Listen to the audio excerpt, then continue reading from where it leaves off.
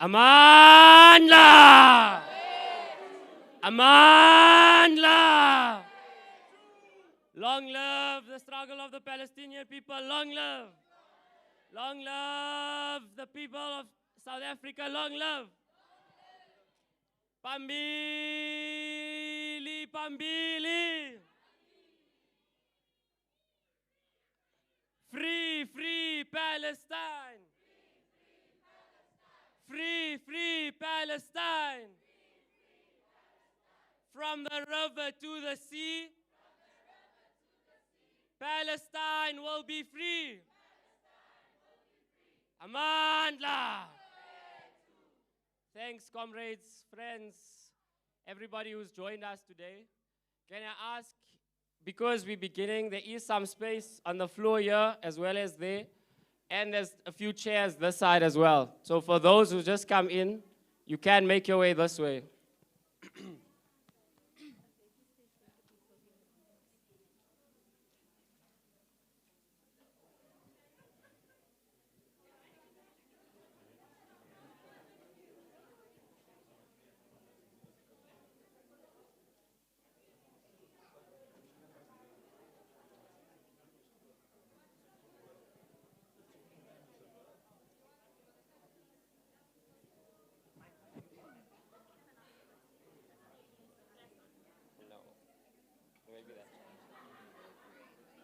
There's a book there, Ask Zaharah.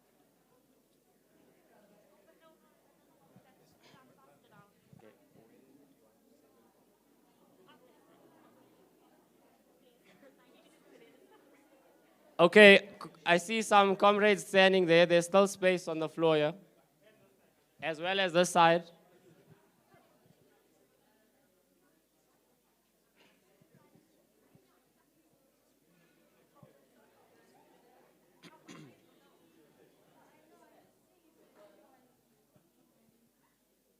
Yeah, guys, you can come straight through.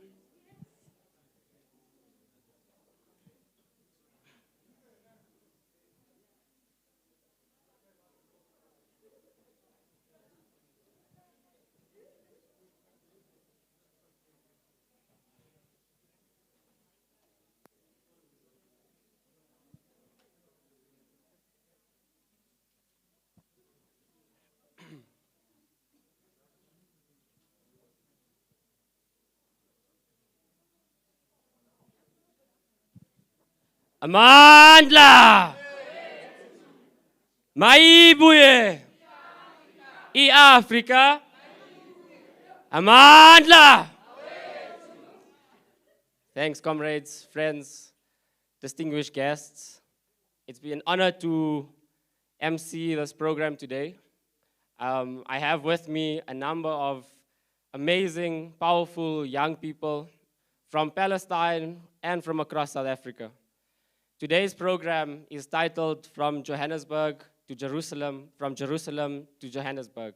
We ask that you use that as the hashtag on social media, so we do get this trending as well.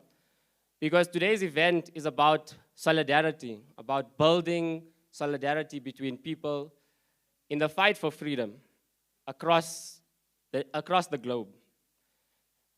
We're here today with, as I said, an amazing group of young people, the context of which will be speaking about justice. What does justice mean in the present day? How do we take forward that fight for justice in various forms?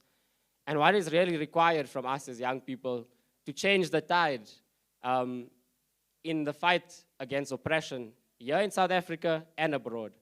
It's all interlinked, it's intersectional, and we have, I mean, many of these activists next to me consider themselves intersectional activists.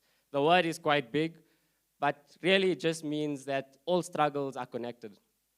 The issue of climate justice, of gender justice, of racial justice, economic justice is all interlinked. And this is why we're here today, because young people are the people who are going to take forward this struggle and be the change that we hope we'll see in this world. So without wasting any more time, as I said, please use the hashtag, use the PSA handle at PSA _South Africa. Am I correct? PSA_SA, and please keep posting about this so that those who couldn't make it today can also watch, can also listen, can also understand what was the context of today's event. Thank you. My name is Irfaan. I'm representing the PSA here today, and my other hats, there's a few others, but we here as the Palestinian Solidarity Alliance, as well as Friends of Meezan, the director who's on this panel as well with us, who's really brought forward this amazing tour with Muna. So let me not waste any more time. On my far right, everyone's going to introduce themselves. So we have William Shoki. William, welcome. Do you want to just introduce yourself for 2 minutes?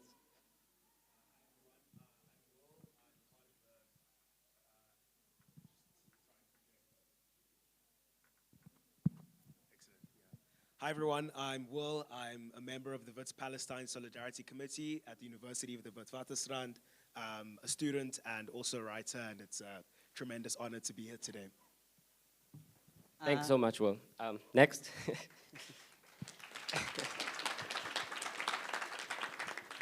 Hi everyone, I'm Noam Lubinsky. I'm here representing the I'm here representing South African Jews for Free Palestine, and I'm also in charge of the Libya Memorial Forest right here in Khanya, and it's a pleasure to be here.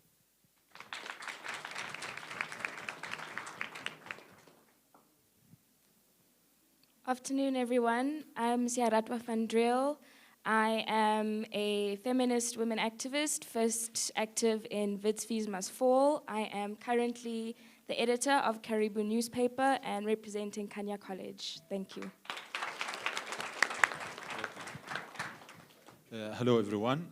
Thank you for coming to this event. My name is Abdallah Grifat. I'm from Palestine. I'm the director of Friends of Meezan here in South Africa. Meezan, which we are affiliated to, is a Palestinian legal organization that's representing different groups of Palestinians. We stand against, house demolitions. We stay against police brutality. We try to protect, Palestinian lands, sacred lands, heritage, and so on. And we thought that, establishing an office in South Africa would benefit the Palestinians generally so much. We learn from the South African struggle, we learn from the South African liberation movement, and we learn from the present of South Africa, which would be probably like the future of Palestine, but we aspire for a better future. We have to make that record. So yeah, I shouldn't go further and give that.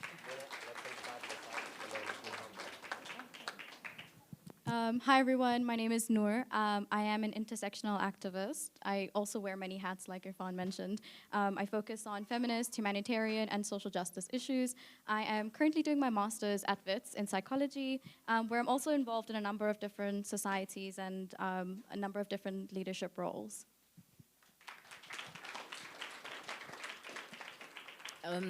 Allow me to greet everyone in the beautiful language of my forefathers, isiZulu. Sanbonani. My name is Zaharah Msomi. I am a third-year LLB student at the University of Johannesburg, and I am also a youth club member at the Ahmad Kathrada Foundation and an all-round intersectional activist.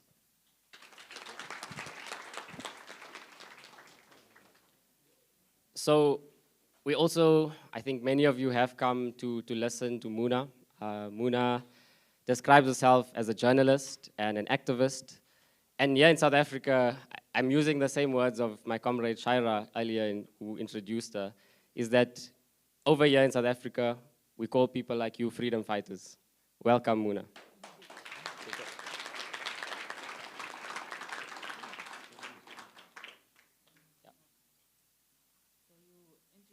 So, what should I say? I'm Muna El-Kurd, and I'm very honored to be here in South Africa. Thank you for hosting us. Thank you. A lot of these activists are very humble. As I said, there's many hats, and if I have to give out their bios, you'd really understand that they've been doing phenomenal work. Whether it's the Kathrada Youth Program, at different organizations like Amnesty, Khanya College, within SA Jews for Free Palestine, at the PSCs, and many of you here as well who are activists in your own right. Before we begin, I'd like to start us off with a short song by one of our youth club members, Anele. Anele, could you please come up and give us that short song?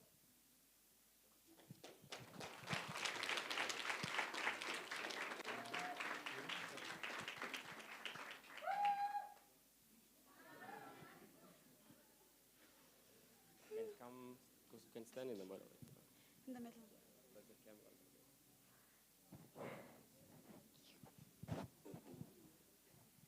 Greetings to all.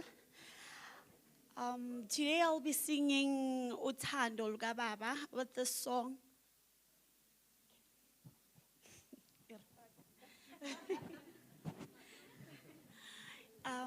I'll be singing Uthando Luka Baba. Uthando Luka Baba lunje ngolwandle bo lubanzi lujulile luyasengwa yimina lwafingele lagimi gisezoneni zam alwazelwa gedlula langisindisa nam. Thank you.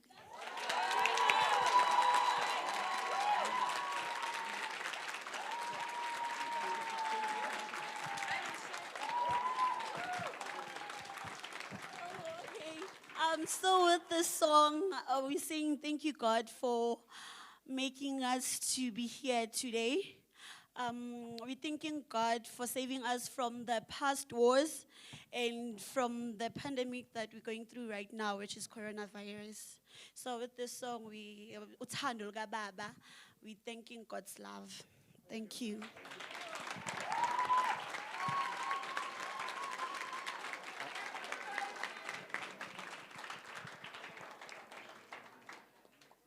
Thank you so much, Anele.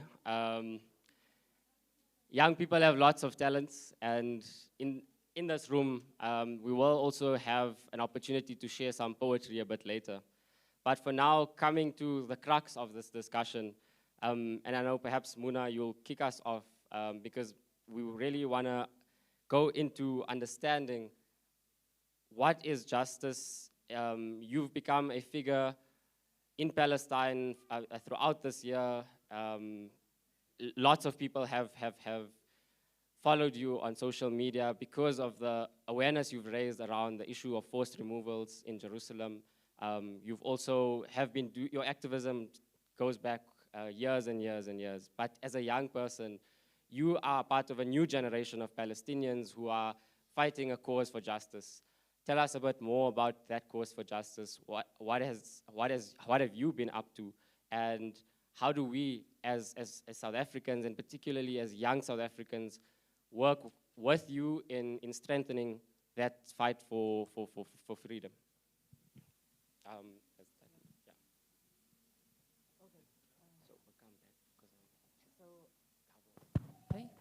Thank you another time for hosting me here in South Africa. I'm sorry, but I'm gonna talk in Arabic, and then my friend Abdallah will help translating, so I'm more comfortable. Thank you. من أكثر الشغلات اللي مبسوطة عليها أنا هلا إنه أنا قاعدة بين أغلبية شبابية اللي بالنسبة إلي هم اللي بيقودوا أي حراك شعبي موجود في أي مكان في العالم. Well, first of all, one of the things that make Muna very happy to be here today is that we see that majority of the audience is young people. And this also sends a strong message, and we wish to see, you leading the future and leading more struggles, as youth have been the drive force behind, all the struggles around the world. إحنا كشعوب على مدار السنوات كنا دائما ما نتعلم من بعض، نتعلم من نضال بعض، نتعلم من المقاومة اللي بنقوم فيها كشعوب على الأرض. وبالتالي بتخيل مهم جدا أحكي لكم عن الهبة الأخيرة اللي قاموا فيها الشباب الفلسطيني داخل فلسطين كلها.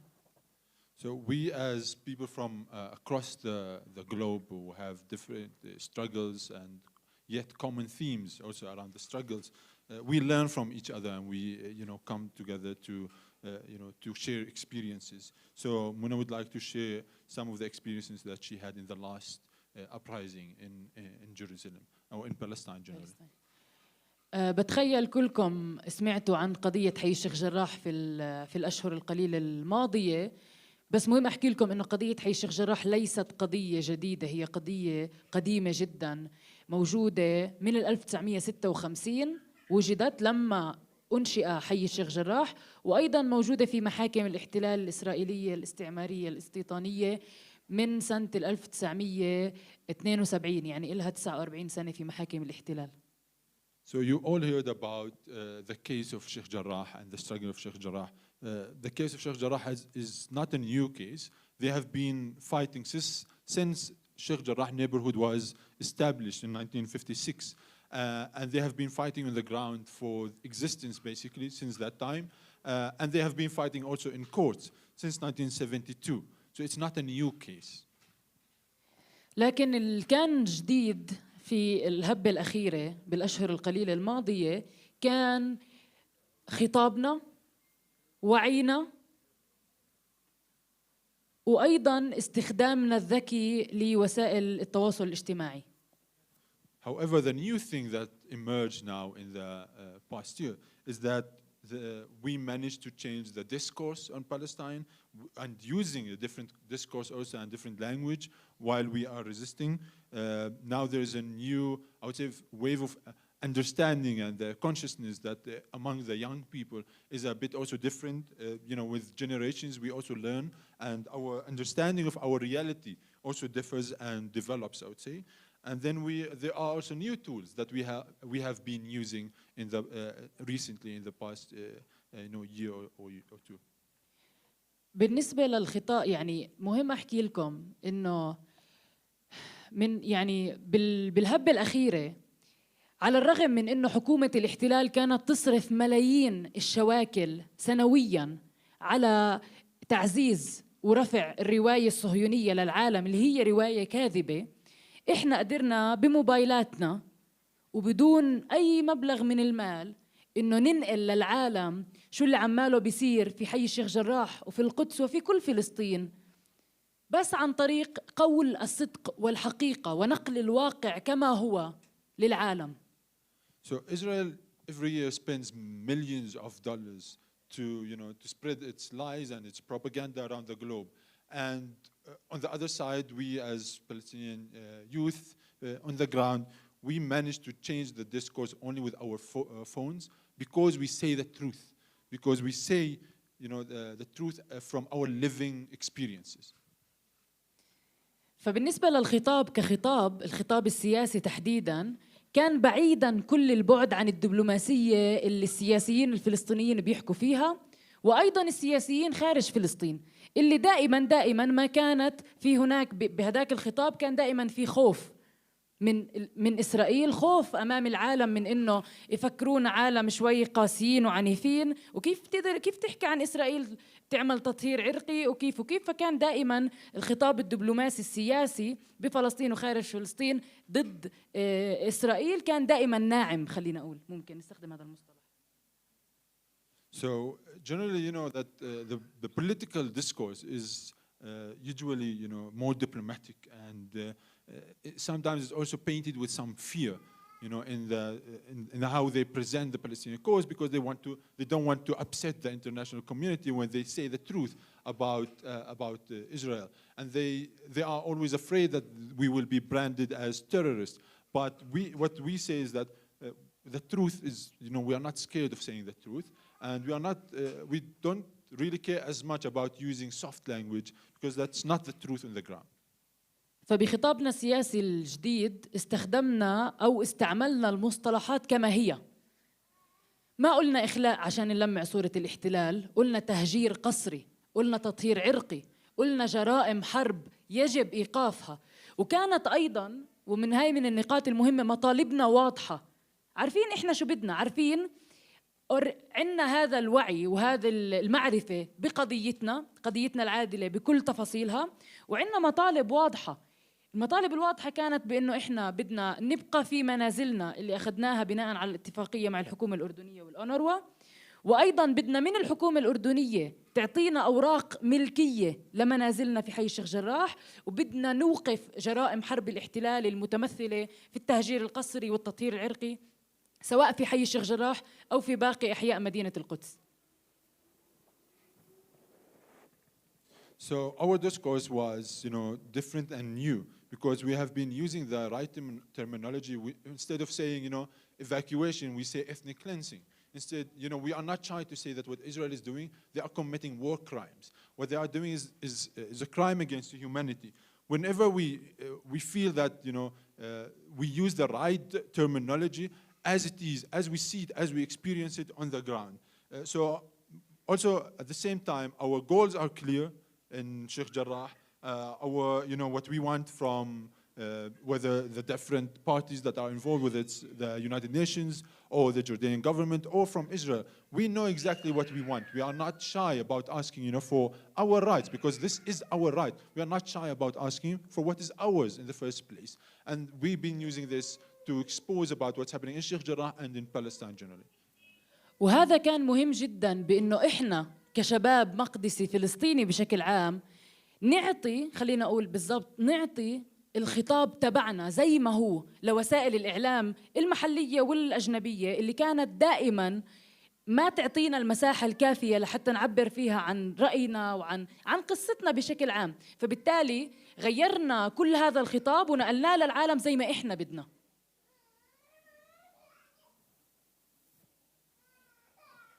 So as young people, now we try to you know, using this new discourse, we present it to the media. You know, usually in traditional media, the media would come and ask like selected questions, leading questions, so they don't get, you know, an accurate representation of what's happening on the ground. However, using the new tools and using new discourse and using new methodologies, now you know, we impose in a way, we use a different space in the media. Our discourse again is according to what we want to be told about us. It's not about what they want to say about us. ومن أهم الشغلات اللي عملناها كمان إنه تجنبنا لعب دور الضحية. إحنا مش ضحايا، إحنا أقوياء. وهون هذه نقطة جدا مهمة، إنه إحنا ما نقلنا للعالم إنه ابكوا علينا من شان الله، إنه من شان الله أعطونا مصاري. هذا الحكي كان مرفوض تماما. نقلنا للعالم الصورة الصريحة الواضحة إنه إحنا أقوياء، وإنه إحنا بندافع بكل قوتنا عن وجودنا في منازلنا وأرضنا في حي الشيخ جراح وفي القدس وفي كل فلسطين. So another like really important point is that we try not to play, you know, the role of the victims where we cry all the time. You know, that victimhood mentality that, you know, some people get stuck in, that we try to get over that. And we don't want to show like we are always just crying for help. And, you know, some people also want to paint us like we're always collecting money and donations. Instead, we want to show that we are strong, you know. We have the ability to fight for our rights on our own land. And this is exactly what they have been doing in Sheikh Jarrah, you know, defending our rights by ourselves. And that's what we wanted to show to the media, that, you know, we are strong and we can do it. وبعد كل إشي حكيت لكم إياه من وعي وخطاب سياسي جديد ومطالب واضحة، كل هاي الشغلات استخدمنا السوشيال ميديا بطريقة ذكية جدا، بأنه إحنا نكون الراوي، إحنا اللي نحكي، ننقل الصورة الصحيحة الواضحة من تليفوناتنا. So one of the most important tools, obviously, is social media, and that has given us, in a way, the pen to write, to express our voices. We became, rawi. I don't know what the word in English now, but basically, the person who tells the story. So we are the storytellers ourselves, and this, change and shift in our understanding and in our discourse has helped us using these tools as well. فبالندوة اللي قبل كنت بحكي إنه لما بلشنا الحراك على السوشيال ميديا قبل بضعة أشهر، كنت بحكي بإحدى الرومز على تطبيق كلاب هاوس، كنت بقول يا جماعة أنا خلال شهر من الآن رح يتم تهجيري قسرياً من منزلي أنا وكمان 4 عائلات من حي الشيخ جراح، ورح يلحقنا باقي العائلات 28 اللي ساكنة بالحي اللي يبلغ عددهم 500 نسمة ممكن يصفوا بالشوارع. قلت لهم للناس اللي أنا كنت بحكي معهم اللي هم كانوا نشطاء إنه يا جماعة الخير أنا بحكي معكم وأنا فاقد الأمل، ما عندي هذا الأمل إنه عن جد أضل ببيتي، لأنه سبق وجدودي وأبوي وجيراني حكوا مع كل الجهات المعنية من الحكومة الأردنية، السلطة الفلسطينية، الأونروا، مؤسسات حقوقية، كل شخص معني كانوا بيقدر ممكن يقدم لقضيتنا تواصلنا معاه، لكن للأسف بدون أي نتيجة. So she explains that a few months ago she was participating in a discussion on Clubhouse, the application, and she was telling the audience there that, I'm speaking to you now, but I know that in a month's time from now, we will be kicked out of our houses. My family and 4 other families will be kicked out of their homes, and 28 other families will follow later as well. And she was basically like losing hope because her parents, her grandparents even, they tried to knock on the doors for every institution, every organization, everyone who could help. However, they didn't, they were not successful in their attempt to ask for help from these different groups. قلت بعقلي إنه يعني عن جد جدودي وجيراني والكل حاولوا قد ما بيقدروا، بس ما قدروا ينجحوا بإنه يوصلوا صوتنا للعالم. فقلت ممكن تكون السوشيال ميديا هي الشعرة الأخيرة أو الخيط الأخير اللي ممكن نتمسك فيه، عشان أنا كمنى وكل جيراني كل الشباب اللي كانوا ضمن هذا الحراك على السوشيال ميديا، لما نحط راسنا عشان ننام بالليل ما نحس إنه إحنا قصرنا اتجاه قضيتنا وقاومنا لآخر نفس. So she says that again, like her parents, her grandparents, and every their neighbors, they have been trying to fight and they have done their role. So now, as young people, they felt that it's our role now to take into social media, and we felt that that was our last resort, and that was the last hope that we had that we didn't use before, to mobilize for our cause. Therefore, and it's also in a way for them to feel that we have done literally everything we could to fight for our rights, and that's where it started. والحمد لله كل العالم صارت بتعرف عن قضية حي الشيخ جراح، وشوي شوي صارت تعرف عن سلوان وعن لفتة وعن جبل صبيح وعن كل المناطق الفلسطينية المعرضة لانتهاكات الاحتلال. And now, as you see, everybody around the world knows about, Sheikh Jarrah and about Silwan, about Lifta, about the mountain, Beta mountain, and other also struggles that have been emerging in the past few months. That's because of the power of social media that have been used so in a clever way by young people like ourselves. دائما بنحكي السوشيال ميديا، بس مهم تكونوا عارفين انه السوشيال ميديا كانت ايضا اداة من ادوات الاحتلال اللي كانت دائما ما تقمعنا وتقوم بحذف حساباتنا، منعنا من انه نطلع لايف، كل هاي الشغلات. فبالنسبه لنا السوشيال ميديا هي فقط اداة، لكن وراها كان في شباب فلسطينيين جدعان واعيين عارفين شو بدهم، وهيك قدرنا احنا كشباب، مش السوشيال ميديا، لولا إحنا كشباب قدرنا نوصل للعالم. So it's a very important point to raise and to mention that, you know, social media is important, but it's at the end of the day, it's just a tool that's being used. And it's important to highlight the role of the young people who have been fighting, you know, even in social media, because there are many ways where Israel has been even blocking them from using social media, whether it's blocking, you know, certain accounts on social media, or, you know, blocking using certain words through, you know, the algorithm, and where Facebook and Instagram have been using that. And it's important to highlight the role of the young people who have been innovating new ways of, you know, showing the cases like Sheikh Jarrah and others. إحنا في فلسطين يومياً نتعرض لانتهاكات من قوات الاحتلال والمستوطنين من خلال اعتقالنا، ضربنا، ملاحقتنا، الاعتداء علينا، كل هاي الانتهاكات اللي بيقوم فيها الاحتلال ومستوطنيه. وكنا بالأشهر الماضية، خاصة في شهر رمضان اللي كلكم حضرتوا شو اللي عماله بيصير على الأرض في حي الشيخ جراح، في المسجد الأقصى، في باب العمود، دمسكس جيت، في كل هاي المناطق كنا نستهدف بشكل مباشر من قبل قوات الاحتلال والمستوطنين، على الرغم من أنه كانت مظاهراتنا دائما سلمية، إلا أنه قوات الاحتلال كانت بتقابلها بالرصاص المطاطي، كانت تقابلها بالغاز المسيل للدموع، كانت تقابلها بالمياه العادمة اللي لليوم ريحتها معلقة بمناخير، اللي قبل يومين بس قبل ما أجي هون على جنوب أفريقيا رشوا فيها باب العمود، اللي هي أصلاً بتسبب أمراض وتسبب طفح جلدي وبتسبب يعني كثير من المشاكل، وأيضاً طبعاً بالإضافة لاعتقالنا، ضربنا والاعتداء علينا.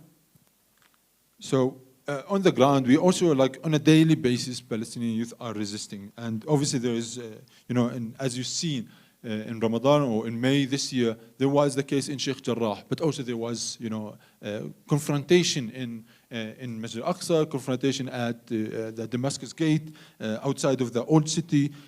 There has always been, you know, these confrontations where Israel, even though that we have always been protesting peacefully, asking for our rights peacefully, yet Israel always met that with rubber bullets, with tear gas, with stun grenades, with you know, the stinking water that they spray on everyone. She says that even though that they have sprayed the neighborhood with that stinking water like about 2 months ago, but the smell is still there up until now. 2 days ago, just 2 days before we actually traveled, they also sprayed the same, you know, chemical, you know, the water, that stinking water, also on the Damascus Gate as well, to chase the youngsters who always sit there, hang around there, because there aren't many spaces for young people to sit around. So they target these spaces where young people go and hang around together. بدي أرجع أقول قد إيه أنا مبسوطة إني قاعدة بين شباب وصبايا صغار جدعان حابين يعرفوا أكثر عن القضية الفلسطينية. وهون عن جد بدي أحكي لكم إنه إحنا بنقدر طالما عنا الوعي، عنا الثقافة، عنا القوة إنه نستمر، بنقدر نستمر. إحنا كشباب فلسطيني، إذا بدي أحكي لكم عن تجربتنا بالذات بعد كل إشي حكيته، قدرنا نوصل للعالم ونتوحد في كل أماكن تواجدنا، في القدس والداخل والضفة والشتات، على الرغم من محاولة إسرائيل الدائمة لتفريقنا، إلا أنه إحنا قدرنا نورجيها أنه لا، إحنا كلنا جسم واحد كفلسطينيين بنقاوم سوا، وهدفنا واحد هو إنهاء الاحتلال وتحرير فلسطين، كل فلسطين من البحر للنهر. So we as young people, I want to say that to all of you, that we as young people, we can make the difference. When we are united, when we have the knowledge about what we want to, you know, present, when we understand our realities and understand our goals. One of the things that we managed to do in Palestine, in Sheikh Jarrah and across Palestine, we saw that there is unity, especially among young people. There is unity, Palestinians in the 48 areas, Palestinians in the West Bank, Palestinians in Gaza, Palestinians in the diaspora also. They all came together to shout together for Sheikh Jarrah and for Palestine. And together, we know that we will be victorious and we will free Palestine from the river to the sea. كمان من الشغلات المهمة، زي ما أنا اليوم نقلت لكم واقع شو اللي صار معانا كشباب، كمان بحب طبعا أسمع من الشباب والصبايا الموجودين اليوم اللي إلي الشرف إني أتواجد معاهم. ما ننسى إنه إحنا كفلسطينيين وإنتو كجنوب أفريقيين إلنا تقريباً يعني شو بقولوا نضال مشترك ومقاومة مشتركة اللي تعلمنا منكم وبتتعلموا منا. اليوم أنا بفكر إنه أنتوا اليوم كشباب في جنوب أفريقيا ممكن عن جد توقفوا ضد الأبارتهايد، ضد كل أنواع وأشكال الظلم اللي عمالها بتصير بجنوب أفريقيا وتدعمونا، وإحنا كمان ندعمكم. لأنه بالنهاية زي ما كنت دائما أقول، دائما التعويل على الشعب الحر اللي عارف شو بده، وليس على الحكومات. لأنه بالنهاية الحكومات شو ما كانت هي موجودة لفرض سيطرتها، سواء حكومة الاحتلال الإسرائيلي الاستعمارية أو أي حكومة أخرى. So as she shared her experience and her living reality with all of you, she also would like to now listen to everybody on this stage, but also to learn from the South African experience. We have, we know very well that we have a joint struggle. We have many commonalities between Palestine and the colonization of Palestine and the apartheid state in South Africa and the apartheid regime. We know that there are common struggles even up until now, that there are challenges that you are facing here in South Africa that we are also facing in Palestine. So we encourage you to continue fighting for justice. We always, as Palestinians, we always relied on the power of the people, the power of the masses. And we know that we don't really rely that much on governments to change, to make, to make solid change on the ground. And for that reason, we always bank and we always depend and we always have faith in the people like yourselves. وهون اسمحوا لي احكي لكم ايش ممكن انتم بناء على سؤال الاخ هون، شو انتم كجنوب افريقيين تقدروا تعملوا لقضيتنا العادله الفلسطينيه. بالنسبه إلي هو انه انكم تطلعوا بمظاهرات بهاشتاجز على السوشيال ميديا، يعني على الارض واونلاين برضه، تعملوا اللي بتقدروا عليه بانكم تضغطوا على حكوماتكم لفرض عقوبات على الاحتلال الإسرائيلي ومقاطعته. لأنه بالنهاية كل إشي عماله بيقوم فيه الاحتلال الإسرائيلي في الأراضي الفلسطينية، مش بس بالشيخ جراح، أنا بالنهاية بنت القدس وبنت كل فلسطين، واللي عماله بيصير بالشيخ جراح هو مرآة لما يحدث في كل فلسطين مش بس بالشيخ جراح. لذلك من المهم جدا انكم يصير في حملات ضغط على الحكومات لفرض عقوبات على الاحتلال وايضا محاكمتها دوليا، لانه هذا بالنهايه احتلال واللي بيقوم فيه هو جرائم حرب يجب انهائها. And lastly, to answer the question on what can we do, like what can South Africans do, and that is like to continue mobilizing the ground, to go out in protest, to be present both on the ground and online. Because many of us, unfortunately, nowadays have been relying a lot on social media, but we know that being on the ground is as important. And we want also for young people to be active in, changing, the realities by also putting pressure on your government and in your officials and those who represent you, in places of power, who can, impose and try to impose the boycotts and sanctions on Israel and push the international community also to do the same thing, and to hold Israel accountable for its crimes, not only in Sheikh Jarrah, but in the entire of Palestine. إحنا في الداخل قد ما بنقاوم لكن بنواجه عنف كبير جدا من قبل الاحتلال الإسرائيلي ومستوطنيه لمجرد التعبير عن رأينا. يعني احنا بس بنطلع بدنا نعبر عن رأينا فبنواجه عنف كبير جدا، كل أنواع العنف والانتهاكات. بينما برا البلد عندي هذا الإيمان إنه المؤازرة والعمل السياسي الجماعي طبعا له وقع كبير على العالم، وبدون التقليل طبعا من جهدكم، لكن ثمنه أقل من الثمن اللي إحنا بندفعه كفلسطينيين اللي راح منا شهداء وراح منا أسرى لليوم، في آلاف الأسرى في سجون الاحتلال. اللي اسمحوا لي هون أنوه لمراد عطية ابن الحي، عمره 25 سنة، هو أستاذ في المدرسة، اللي كان فقط واقف زينا كلنا في حي الشيخ جراح، وكان زينا كلنا كفلسطينيين ليدافع عن بيته وأرضه ووجوده في الحي وفي القدس أيضا. لكن حكومة الاحتلال اعتقلته، ولليوم إلوش أكثر من شهرين معتقل بدون أي تهمة، وبيحاولوا من خلال اعتقاله تحويل القضية كلها، قضية حي الشيخ جراح، من قضية إنسانية سياسية لقضية متعلقة بالإرهاب والعنف ضد دولة الاحتلال.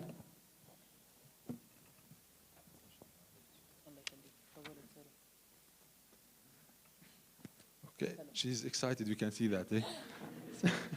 So we in Palestine are facing a brutal regime that's been, brutally facing us in all aspects. Wherever we go, they try to humiliate us, and they try to, ban us from speaking the truth, basically. But we also know that there are people outside of Palestine, across the globe, who also have been speaking our language, and have been representing us, and have been, standing in solidarity with us.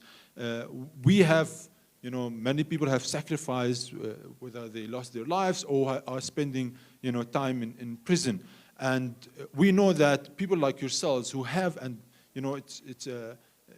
you have your own challenges, obviously, when it comes to protesting, but we know that you can also do even more than we can do in Palestine. You have such an extreme power that you can show, and you can extend power to us at the same time. And she wanted to mention here a young man, his name is Murad Atiyah, also Muna's neighbor, who is 25 years old, school teacher. He's been arrested, and he was arrested about 2 months ago, and he's still in prison, and without any charges up until now. We don't even know what his crime is. But they take his case to show that they're trying now to turn the case in Sheikh Jarrah from being a humanitarian, a human rights, fight, and from being a political, stand, into something like Israel trying to fight against terrorism and all these stereotypes they try to brand us with. And we always have to remember people like Murad Atiyah and the others who have sacrificed so much in order that we all be free in our own homes. واسمحوا لي أختم إنه إحنا في حي الشيخ جراح لم ننجح بعد بالحصول على مطالبنا. لليوم لسه المحاكم، قضية حي الشيخ جراح موجودة في محاكم الاحتلال الإسرائيلي. لليوم عمالنا بنواجه قضاة يهود مستوطنين صهاينة فاشية وضعوا كل القوانين لخدمة الاستيطان والمستوطنين وليس لخدمتي أنا كفلسطينية. إحنا ب2/11 مطلوب منا نرد على مقترح من محكمة الاحتلال بأنه إحنا نوافق ندفع أجرة للمستوطنين وإحنا قاعدين في بيوتنا. فمن المهم تعرفوا إنه إحنا لسه ما نجحنا، إحنا لساتنا عمالنا بنقاوم في الشيخ جراح، في سلوان اللي كل يوم بصدر بحق أهاليها وبمنازلها أوامر بالهدم. من المهم تعرفوا إنه لساتنا مستمرين وراح نكمل على الرغم من كل الانتهاكات اللي بتقوم فيها حكومة الاحتلال. لكن إحنا عن جد بحاجة لدعمكم أنتوا كشعوب حرة وين ما كنتوا، فلسطينيين أو غير فلسطينيين. بالنهاية إحنا كلنا بنناضل ضد العنف والظلم والانتهاكات والجرائم الحرب وين ما كانت تكون. وبدي أحكي للصبايا النساء الموجودين هون اللي هم أكتر دائما بيكونوا أكتر من الرجال بأي إيفنت بأي شيء له علاقة يعني بالعدالة وضد الظلم والاضطهاد. حب أحكي لكم شكرا عشان أنتم موجودين، شكرا على مقاومتكم. إحنا جنبا إلى جنب مع الذكور طبعا رح نكمل هذا المشوار، لأنه أول على آخر ما بزبط إلا كل فرد في أي شعب كان يقاوم لحتى يوصل للي بده إياه، وإحنا في حالتنا التحرير بإذن الله. Thank you.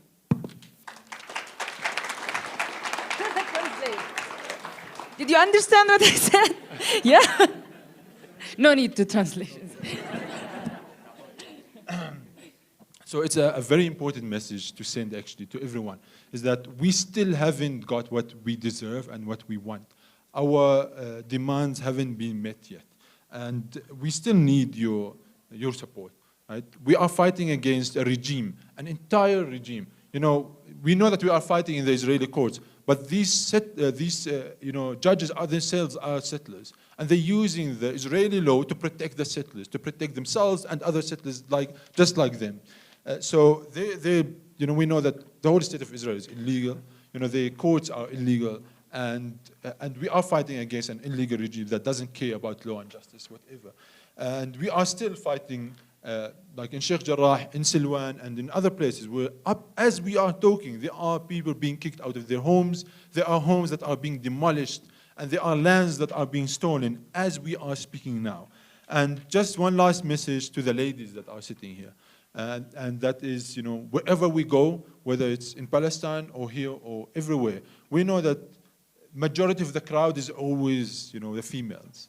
And a big, you know, thank you to you for, you know, being such an important, such a strong voice for justice, and for always being, you know, this amazing and incredible player in going and in pushing for justice. So thank you very much.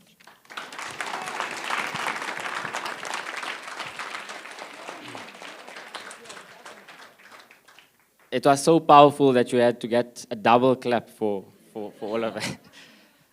Thank you so much, Muna. We will come back to you again because you know, the responses from our panelists and, you know, what you take away from what they say as well would be important. There's a lot that was said, and I think our panelists will also touch on how they've already started the work of solidarity building. So I'm not going to waste much time. I'm going to also ask that the panelists keep to their time, please, for the rest of you. We have on our side here Zaharah, who's representing the Kathrada youth. It's a youth movement of young people across different communities in South Africa, really looking at how do they mobilize youth to tackle their issues here. But in doing so, what does that mean to extend solidarity from us to all struggles around the world, and particularly the Palestinians? So, Zaharah?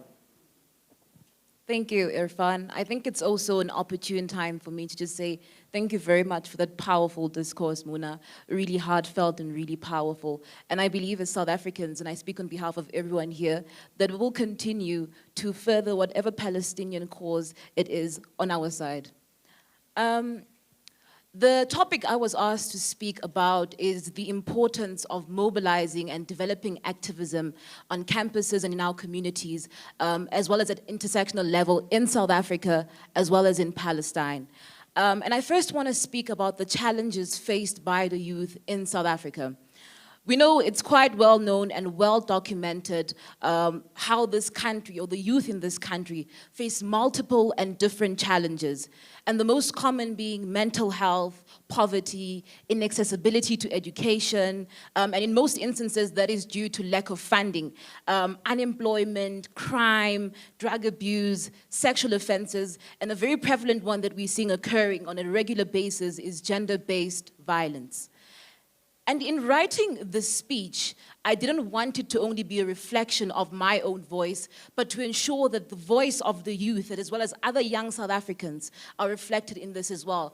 And so I consulted peers and other youth about commonly faced problems. And one of them, Comrade Bonga Mavuso, a student activist and a leader, highlights very importantly that a lot of subtle and unsubtle injustice has been occurring to a vast majority of people in communities, especially to people of color, where the way things are done or the way things are set up and the systems put in place are currently disadvantaging these groups of people.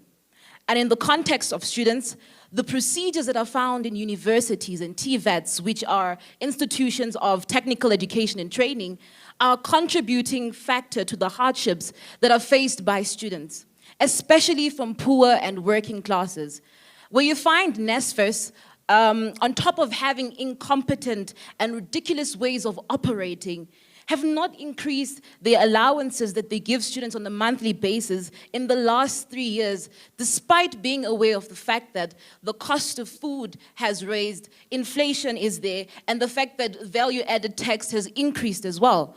Where you find education is treated as a privilege to those of us who cannot afford it. Where we are told that free education has been achieved, but fees have not yet fallen. Where there are barriers to education and learning, where even the colonized curriculum has not yet fallen. So he further emphasizes that in order for us to move away and to shift from these norms, we need to ensure that we include social justice for everyone and not just a fair playing field. that we need everyone to be accommodated and to be duly catered for. And as much as we all face different struggles, through activism, that can be achieved. Now, Comrade Bonga, he expresses an extremely important problem that is faced by a large number of students in our country, particularly black students, that we see this problem annually occurring at the beginning of the year, where students have to consistently ask government to ensure that fees fall and that education becomes accessible to students, and that we do not have to continuously fight for a spot in our universities, and that education is something that is prioritized for every single body, despite whatever class you may come from, or despite your background. And it's so sad to see every single year that students have to always resort to dehumanizing, endangering avenues in order for them to ensure that their voices are heard and for them to express their cause. And it can't be that we live in a democratic era in South Africa where we should not even be addressing issues of this nature, where issues of these natures should not be existing, that we have to continuously take to the streets to fight against them.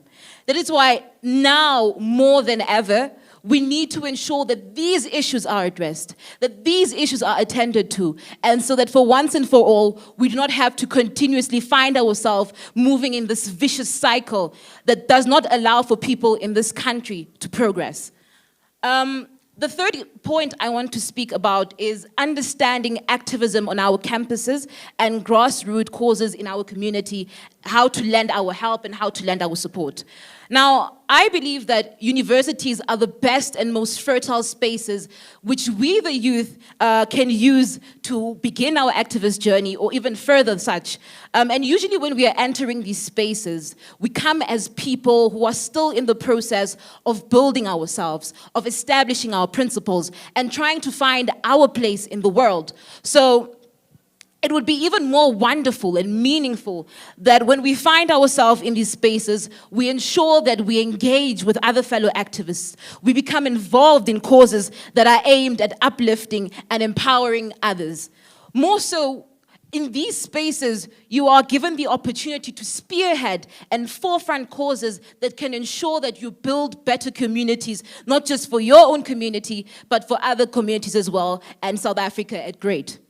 Now, in both our communities and our universities, we need to ensure that we conscientize and educate everyone. And by everyone, I don't mean just the youth. We cannot limit our knowledge and our action to just the young. We should ensure that we also include every single one. Even if you are not within the South African context recognized as a youth, you need to ensure that you too play your part. And there are multiple ways in which you can play your part and which you can lend your support. It can be done tacitly, or you can do it expressly as well. Number one, you can do something as creating a space that allows for dialogue of this nature and implementation to occur. You may want to fund or contribute financially to a cause that does ensure that they further human rights. And they further the ideals of also building a better country and a better world for us all. You can even have actual active participation in efforts like reform, like this morning, the Amnesty International chapter, Wits chapter, as well as the Climate Justice Charter movement held a very moving and powerful demonstration outside the Gauteng legislature. So when we see events of such nature occurring, ensure you are there. You need to be there as well. We need your presence, we need your support, we need your activism, we need you there. Do not ever disregard how important your impact and your contribution may be, no matter how trivial you may believe that it is. Because we simply cannot label ourselves as proponents and supporters of the struggles if our actions do not account for who we deem ourselves to be. The revolution does not rely on lip service. Please say that with me. The revolution does not rely on lip service One more time. The revolution does not rely on lip service. Now, the last point I want to speak about is intersectionality. And in 1989, we have this wonderful law professor and civil law rights activist, Professor Kimberly Shaw, coining this very beautiful term that we use so often, but most of the time people don't necessarily understand what it means. And that is intersectionality. So Professor Crenshaw describes intersectionality as a concept that refers to the ways in which oppressive institutions like sexism, racism, apartheid, etc. are all interconnected, and that they cannot be examined separately from one another. So it's basically saying your struggle and mine are the same, even though they are manifesting in different ways. And to me, it's a concept that is infused with a term or a ideology that is so similar to us South Africans, which is Ubuntu. I am because you are. Your struggles are relatively mine. You are me just as much as I am you. And together, we are an entity that is extremely powerful in the face of oppression. One of my favorite political activists, Dr. Angela Davis, perfectly displays intersectionality when she stated that my trajectory as an activist aligns, or rather has been aligned with the struggle for a free Palestine. Free Palestine has constituted my foundation. And this is a very powerful ideology because it allows for us all to recognize and realize that our struggles are interconnected, that they are rooted in a common denominator, which is oppression. I'd like to round up now by saying that I want to remind us all sitting here today who are present, be it virtually or physically, that we all have a duty. We have a duty that binds us all, and we have a duty that requires all of us to be active, to be courageous, to be of valuable and rewardable service. And an important need for us to understand our role and our placing in this world in combating oppression and creating a world where concepts of justice and fairness is not just notions that are found in progressive writings, but are things that come to actual fruition. And we are the ones responsible for that. And I have firm hope and belief that we will move towards such ideals and we will fulfill our goals. And I challenge everyone here today to ensure that and to be just that. This world isn't crafted or built for you to exist in such a manner. And that is why you have to continue being the resilient and powerful warrior that you are. Amanda!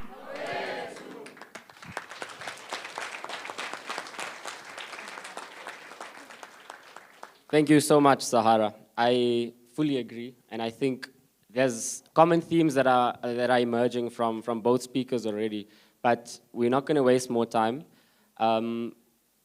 Similarly, Searatoa, you've been doing work around organizing youth, conscientizing, mobilizing young people in South Africa to deal with issues that they face. Give us your contribution around what that looks like and how do we take forward that quest for justice, and how do we take forward consciousness building work with young people? Thank you, Irfaan, and thank you to the organizers of this event. It is truly an honor to share a panel with Muna, and I think she really raised so many important points in terms of how do we build solidarity with Palestine, but how do we build our own struggles here in South Africa? I think I want to kind of start off where the notion of apartheid is often used for both Palestine as a common kind of thread, and I think it's quite clear in Palestine how the political apartheid has continued and the struggle for freedom, for liberation against an occupier state has continued. And I think the difference here, in a sense, is in many ways we still have, in a sense, a economic apartheid where we have a two-tiered system in almost all sectors, whether it's the education system, whether it's the health system, whether it's the justice system.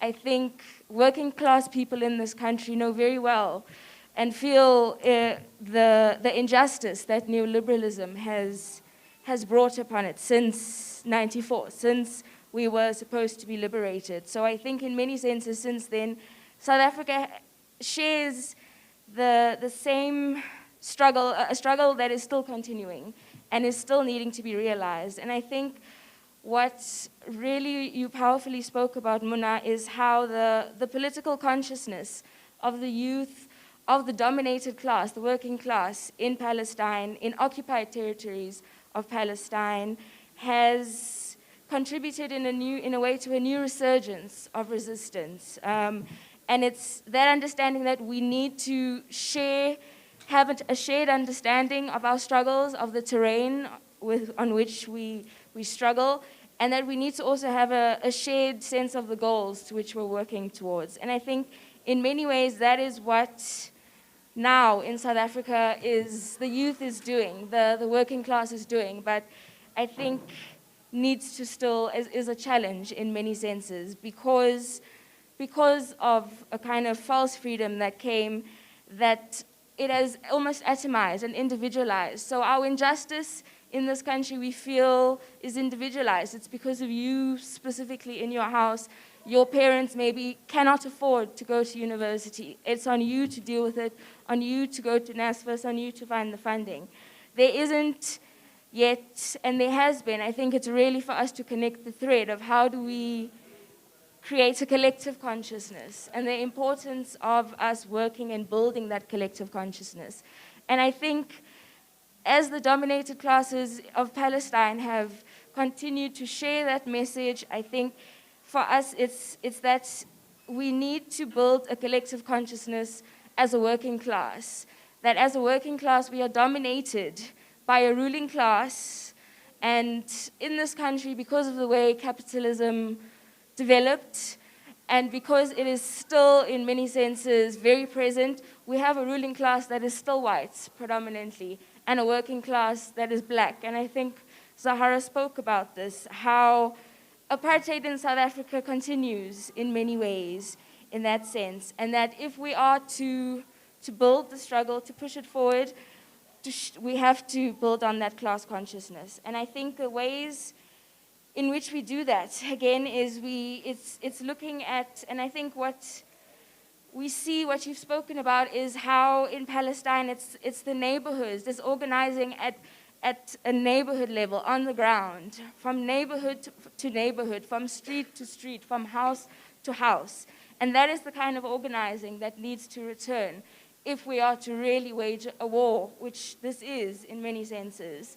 It's not as explicit as the brutality and the repression of an Israeli state, but I think in many senses, and what COVID has shown is that we are at war. And if we are to survive as a working class, as the dominated classes of this country, we need to go down to the ground, which is really what Comrade Muna has said. I think the last few things that I want to just round off on is and in terms of the work that Khanya does, we work predominantly with out-of-school youth, with in-school youth, with community healthcare workers, with casual and labor brokered workers, with social justice activists, so activists in communities who are struggling for service delivery, who are struggling for proper education. Those are the kinds of activists that we work with. And I think what we have in the way that we organize is firstly that we cannot raise political consciousness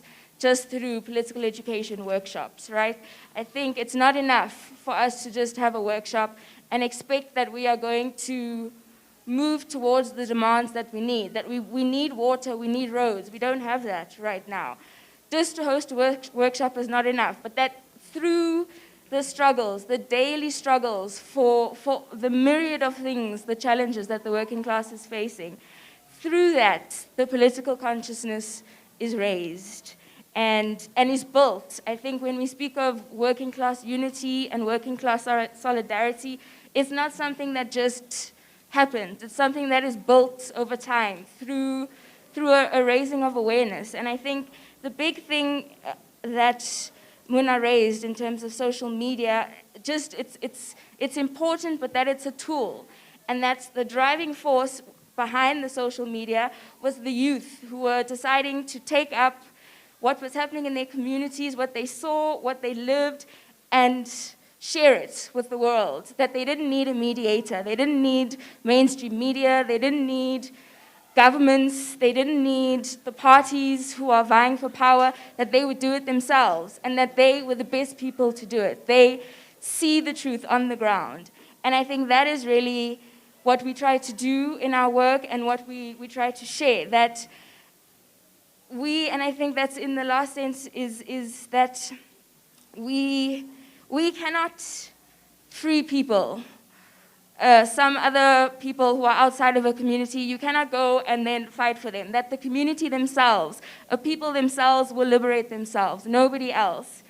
And that is that if we want to enact this change, that it is about how do we empower the communities to do this, to change the things on the ground, not to call people in to kind of mediate and to make the choices for them, but how do we raise the consciousness that they can make, and they can. Nobody knows what's happening on the ground more than the communities in townships, in informal settlements. They're the ones who will have the solutions. So I think, yes, for us, it's how do we also, from organizing in terms of organizing from to protest where we are, and I think this speaks to kind of the idea of a victimhood, that we protest, we despair, things are dire, and this is true. South Africa is in a bad state, and Palestine is having to undergo the onslaught that it is from Israel, but that we need to, if we want to organize to take power and rule ourselves as a working class, as the dominated class, we need to organize collectively. And yeah, I'll end it there. Thank you. Thank you. Thank you so much. Collective struggle is the way forward, and it starts on the ground. It starts in each of our communities. And many of you, I know there are senior comrades who've in the past against apartheid had done that work, door to door, community by community. We take forward now some lessons, some ideas from Noam, Comrade Noam, who's from the Jewish community, who's representing the South African Jews for Free Palestine, and the importance of them within their community fighting and lending their solidarity, fighting against the Zionist lobby as well. Comrade Noam, over to you. Please, again, stick to your time limit. Sure. Great. So thank you once again. I truly feel so honored to be on the panel with such incredible activists. So yeah, I am a trans queer Jewish writer, and my work kind of academically speaks to queer rights at the dawn of democracy in South Africa. And I think, as has been discussed already, we see the deep interconnectedness between settler colonialism here and in Palestine.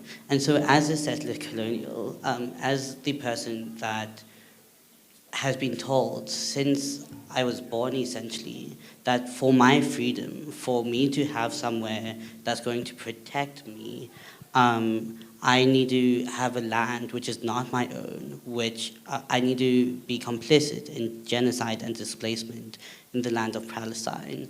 And that, yeah, that I need to take away my own humanity for this idea of protection. And so what I want to speak about here is settler colonialism and how, in order to be a colonizer, it deeply erodes the spirit and it destroys your own humanity. I'm not saying this to say that you have to be sympathetic to white people or Jewish people. In fact, I'm saying the opposite. What I'm saying is the people who have colonized have sacrificed so much of their own humanity for power. And this sacrifice needs to be seen as just how much people are willing to give up for power, right? And we know that it erodes the spirit, but above and beyond that, colonialism erodes the very land. So while we're speaking about Sheikh Jarrah, we also know that this isn't new. We know that this is what the Israeli state has been doing since the beginning to displace Palestinian people from their homeland. And this is why I'm so deeply passionate about the Lubia forest we have here at Constitutional Hill. So just briefly, Lubia is another piece of Palestinian land that during the Nakba was destroyed by the IDF. And now the JNF has built what's called the South African forest on that land. And so Jewish people from South Africa and from across the world have built trees on top of what once was a Palestinian village to ensure that people can never go home, to ensure that there is now a forest where once there was a village. And so I think it's so deeply meaningful for us to have a commemoration of that in Khan Hill to link us to the displacement of District 6, to link us to the displacements that happened all around South Africa, and to understand that what colonialism does is, as the comrades that were at the climate justice talk earlier have noted, not only does it displace people, but it displaces and destroys the land. It displaces and destroys the very places that we put our feet. And so then when we speak about tying together dispossessed people, and as the fantastic speakers before me have spoken about connecting that thread between struggles, what we have to connect is, once again, this idea of global capital, which oppresses everyone that isn't among the ruling class. We know that Mark Zuckerberg owns 2% of all millennial capital, and and capitalism is another form of imperial conquest. We know that the same regimes that once supported an apartheid state in South Africa are the exact same regimes that are now supporting an apartheid state in Palestine for imperialism. And so what then to link this back to the youth? So I spent many years of my life both being a debater and coaching debating. And what this taught me was that what's more important than anything else is to hear voices. We live in this time where we have social media, we have the ability to hear each other's voices in a way that is not connected to a news outlet with their own propaganda. So we need to be able to listen to each other's voices, and we need to be able to tell our stories and remember that your story matters. And so just once again, as a South African Jew for Palestine, not only my Judaism, but my queerness has been weaponized to say that the state of Israel must exist for my oppression, must exist to stop my oppression. I am not oppressed, and this is a lie. But if you would like to hear more about the interconnectedness of different struggles, and specifically on pig watching, the South African Jews for Palestine tomorrow are having an incredible talk on queer Palestinian youth and listening to the voices of queer Palestinians. So I do also, just as a quick plug, recommend that you join us for our webinar tomorrow. Thank you so much.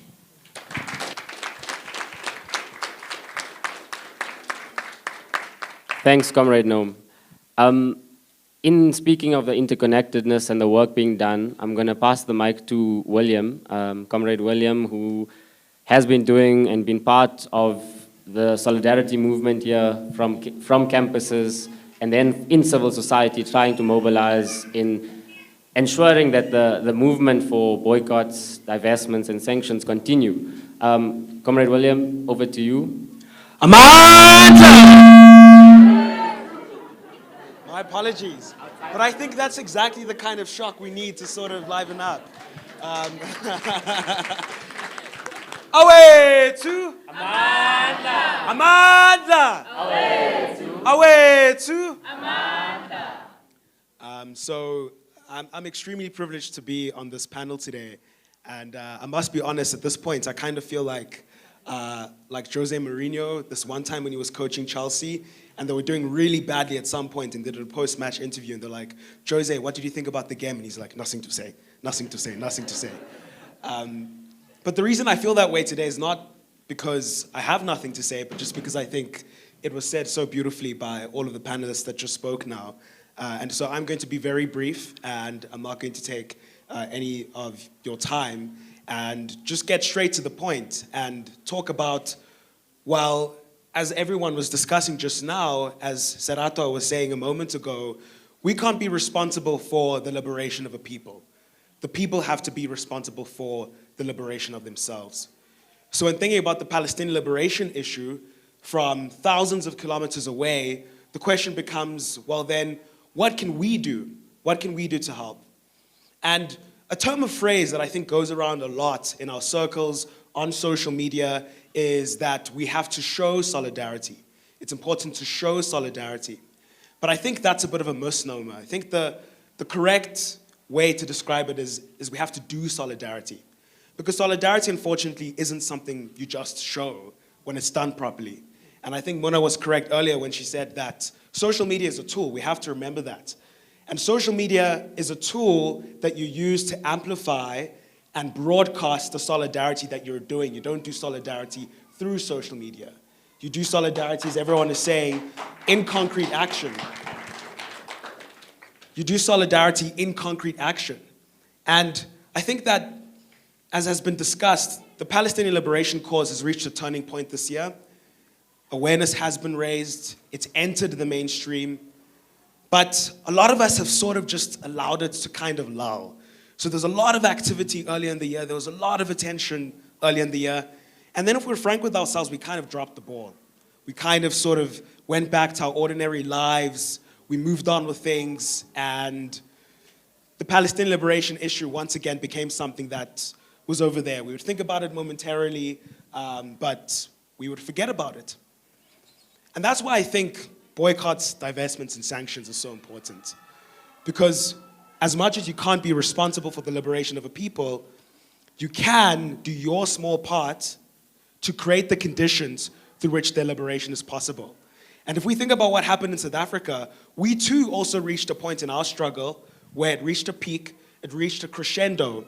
But the reason it escalated all the way to the end of apartheid was that we didn't stop, and the international community supporting us didn't stop.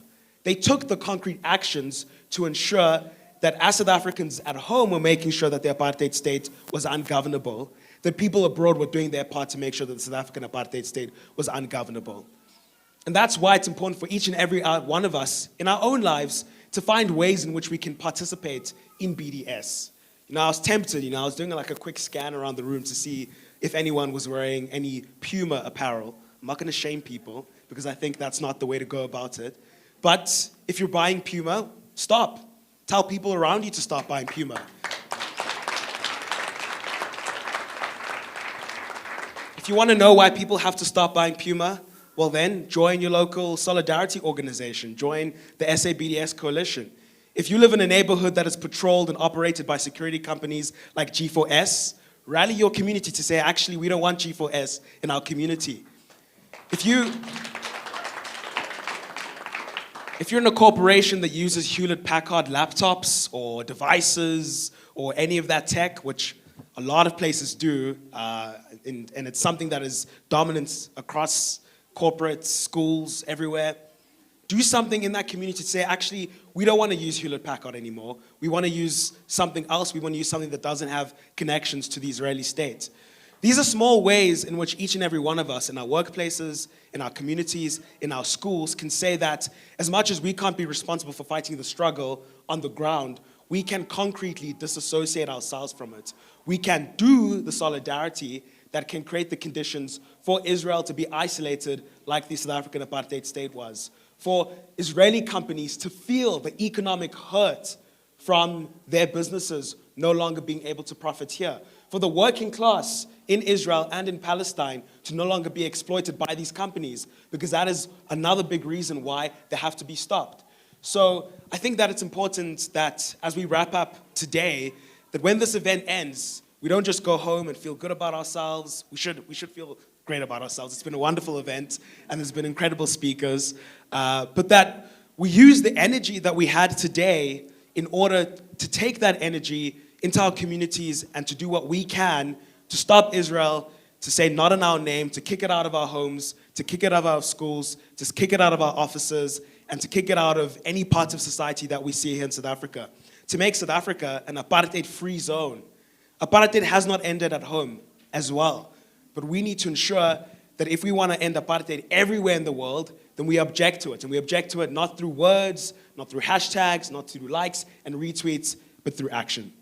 Thank you. Amandla! Awe to Amandla! Thanks, Comrade William. It was evident earlier this year, and where the PSA and many others were calling for the boycott of clover. And clover was an important campaign because it was now bought over by an Israeli company. So our actions really have to mean and become something. It has to be practical action, practical application, practical solidarity. Today you came to listen, and that's as important. But from today, what is it that you're taking with you to go and act out in your communities? And there are many campaigns being run. But these organizations, the Solidarity Alliance, the Youth League, they require your support, your time, your effort. And that might not be aid work or charity, which Muna has mentioned. You know, we really have to fight the fight against the human rights abuses, the injustices, and that means joining these campaigns and supporting these organizations that are doing it. You can start it within your community as well, from wherever you are. Go to your local shop, go to your local community leader and speak about this, host those dialogues, and take that practical action forward. Lastly, or second last, is Noor Ahmad, who will be speaking about, you know, the effects of activism on mental health. Noor is an intersectional activist. We just came from a climate demonstration, climate justice demonstration, but she's here, and we're here because we recognize the need for all of these actions. Noor, you will be speaking about mental health, how do we build a culture of care and compassion within the movement as well. Over to you. Thank you, Irfaan. Being the last one is never easy, but I feel exceptionally disadvantaged because everyone who has spoken before me is incredible. So I've been asked to touch on the more mental health aspect of activism, and Zaharah mentioned earlier how we all have a duty to be active, and all of my fellow panelists have mentioned all of the traumas and issues that we as the youth face in South Africa. And because of that, it's extremely important that as the youth, we safeguard our mental health while we're in the activism space. You know, something that's extremely important. We have that old saying that you can't really pour from an empty cup, which is very true because if we don't take care of ourselves, it becomes very difficult for us to become fully involved in the activism space and fully advocate for causes and issues which are important to us. Because of that, it's really important that we safeguard our mental health, particularly to the youth, due to the fact that the activism space can be very harsh. It can be extremely taxing and sometimes even hopeless. So it's important that we create spaces that are firstly safe spaces, but are also spaces of care and compassion and which promote mental wellness.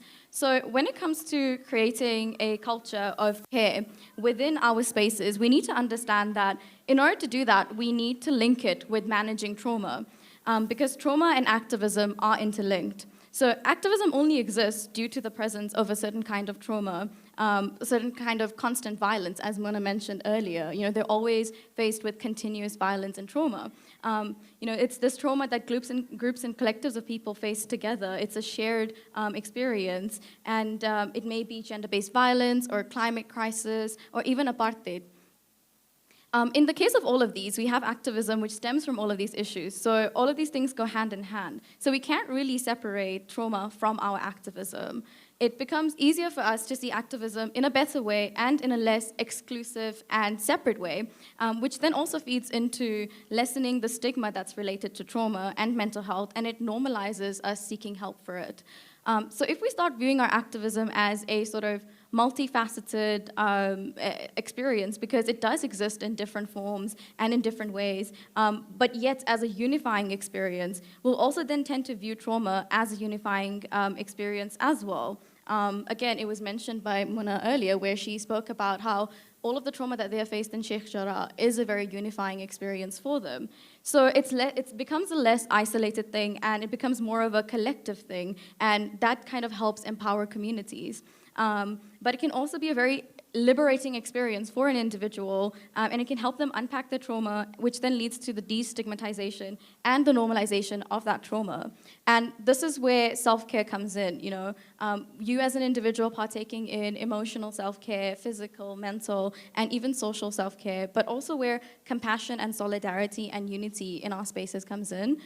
The more compassionate our spaces become, the better it is for everyone in that space. So a lot of the time, activism spaces sometimes create this sort of brand of wokeness, where it becomes extremely exclusive, and where we gatekeep the cause or the specific issue. We have seen that in South Africa when it comes to the Palestinian cause, when sometimes it becomes a predominantly Indian Muslim space. And there's nothing wrong with that, but we just need to be aware of that so that we don't gatekeep the Palestinian cause and we allow for different voices to be heard in our space. Because when we gatekeep the cause or have this exclusivity around it, it makes it harder for people to learn in that space and to become involved in it, which is why this panel is incredible, because we have a variety and a diversity of voices that are being showcased. It can sometimes create this culture of how one has to be a perfect activist before you enter that space, which is a very harsh and detrimental, because no activist is perfect and none of us have all of the answers or the utmost knowledge. You know, we exist in this space to learn from each other and from our experiences. So it's extremely important that we create an environment that is not about wokeness and gatekeeping and more about learning from each other, and then compassion will stem from it. So we need to be constantly aware of who we are and the spaces that we create so that we don't create spaces that are not welcoming.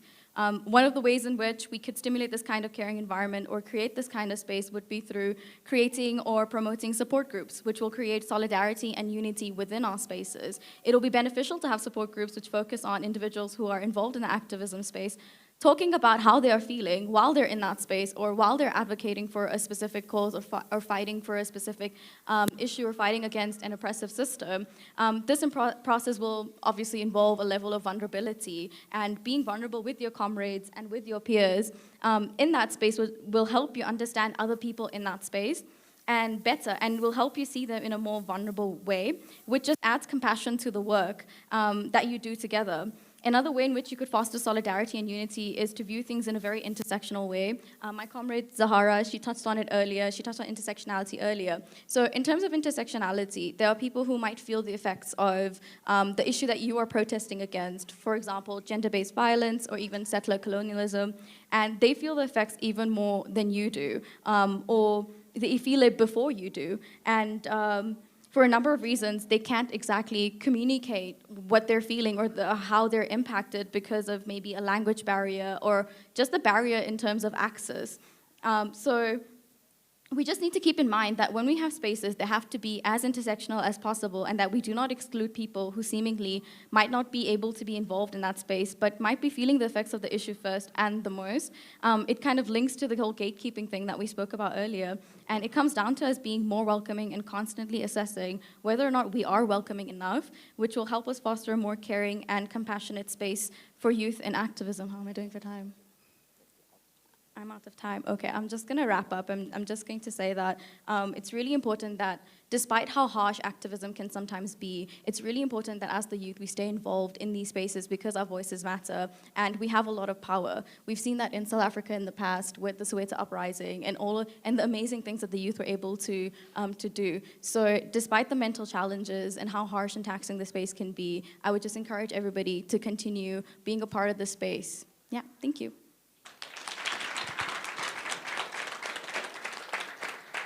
And indeed, it is the true revolutionary is guided by great feelings of love.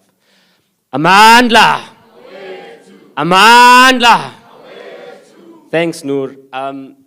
In speaking about mental health, tomorrow will also be a hike that the PSA Youth League has organized. It's a good way to be out in nature, to organize and to, get out there, reconnect with colleagues, peers, comrades, and have those discussions, whether informally or formally. So those who are interested, Altaf here in front can be contacted as well. Last speaker, before we have a round of questions and then wrap up, we do know we're going over time a bit, but I think there's a very rich conversation that's happening. We have Abdallah from Meezan. He's the director of Meezan, and it's good that you're on this panel because you've been in South Africa for a while as well. You've been working with young people, but also as a key organizer to this tour. Do you want to share a few reflections before we take to the floor? Yeah. That's a very good comment. I should retaliate now for torturing me earlier with translation. Thank you, Irfaan. Thank you, everyone, for being here and for supporting us on this day. It's really important for me I wanted to speak actually initially about space, and because something that I felt like it's such an important topic that we speak about because of my living experience both in Palestine and then being here in South Africa for about 10 years now, which is very long. So, whenever we speak about Palestine, the first thing that we actually put up is the map like this, and I'm glad that we have a big map here. And it just shows us the importance of space, There are many times where, whether the Israelis, the Zionists, or, colonizers, wherever they are, they try to make us uncomfortable in our own skin, in our own spaces, wherever we are. They make us feel as if we don't belong. And the message, maybe the main message from what I want to say is that we need to claim our spaces because it's our spaces. We need to claim what is ours. We need to be present in wherever we feel like it because it is ours at the end of the day, right? And I wanted to give a few examples, actually. I don't want to talk more theories, but I want to give examples because this is actually, I feel it can connect with people maybe better. But before that, I want to ask a question. How many of the people, the audience that are here, have been on campus during Rhodes Must Fall and Fees Must Fall? Yeah, we are now becoming like of the older generation, unfortunately. So, yeah. So during Rhodes Must Fall and Fees Must Fall, it was the first time when I was at UCT that I actually felt at home. It was almost like I was in Palestine. It's because we were like resisting, and when they covered roads, and they were removing the Rhodes statue, I felt like, one day we will remove Ben Gurion from the university, the statue of Ben Gurion. And I said, this is how we start decolonizing the spaces as well, Many people criticize that move because it's just a symbolic move, but for us it's not only symbolic, because that's a fact that is, oppression that's being practiced on us, and we're literally removing oppression from the campus. Right? And that is one example. Maybe another example I can give is when our comrades were arrested at UCT. And then what did we do there? We went and we literally occupied the space outside of the police station. We closed the roads, and we told them, if you don't release them now, we are not moving from that street. And we blocked, main road in Claremont, and then the whole of South Africa and like Cape Town, they knew about what's going on. So, taking into the spaces gives you this power to impose, the truth, to impose the truth on those who are trying to hide that truth. And this similarly, what happened in Sheikh Jarrah, they wanted to, they wanted them to keep quiet about what's happening, but because they resisted, they were, breaking their fast on the road outside of their homes. They were calling people from outside of the neighborhood to come and join them for a meal on the street, which is their street, it's their neighborhood. And they all came together. And the settlers, they were so annoyed with the presence of the Palestinians on the ground to the extent that they attacked them while they are eating. They started throwing chairs at them, and then they obviously couldn't, challenge us because we give them a hiding. So it's really important for us, to claim. There are so many examples that I can give, and Israel is really, really scared of us understanding the importance of space. So for those who know, like Palestine, so to cross Palestine from Lebanon to Jordan, it's one There is one road, and it takes 6 hours only. It's not that big. So one of the things that we have done, whether it's now recently in May or in previous years, previous challenges, is that if we block one road, which is the main road that's, for those who have been to Palestine, they know it's like number 6, right? If you block that road, then the whole of the state is blocked, right? And Israel is so scared of us to the extent that if they see us organizing for a bus to go from Nazareth, say where I come from, to Jerusalem, they try to stop us at home before we even going there. I remember a few years ago, there was a plan from the Israeli government to, in a way, to confiscate certain lands. There's 35 Bedouin villages in the Negev, in the desert, that Israel wanted to remove everybody who is living there and create a township for them in the Negev. And the people were resisting. One of the things that we have done, and I think this was very important, is that we moved the struggle from being only in the south to the north as well. We blocked all the roads. We made protests in different cities. We made the Israelis feel wherever they were comfortable, we made them uncomfortable to see that, if I'm not comfortable, you are not going to be, comfortable in oppressing us. Because we shouldn't help them. When we claim our space, we disrupt their life as they are disrupting, not only disrupting our lives, they are killing us, literally. So there is nothing wrong with going and disrupting their peace when they are sleeping and ignoring, the slaughter that's been happening, whether it's in Gaza or in the West Bank or anywhere else, right? So claiming the space goes back to all of these aspects, of our reality, basically, on the ground. We can go back to the protests at, when Israel wanted to install metal detective gates outside of Al-Aqsa Mosque, to control basically our movement into the mosque. They used that as an excuse, installing new gates. And we literally, we sat outside of those gates for months, to the extent that we blocked every road in Jerusalem, which affected, other roads, and then by extension to the other road.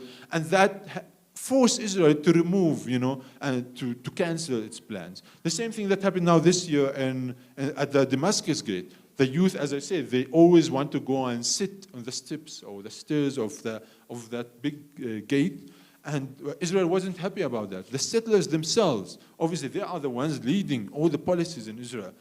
They were not happy with the presence of the Palestinians, sitting, just chilling around, on the steps. So they installed metal barriers, to in a way to kick the Palestinian youth from, to make their life uncomfortable and wherever we feel comfortable.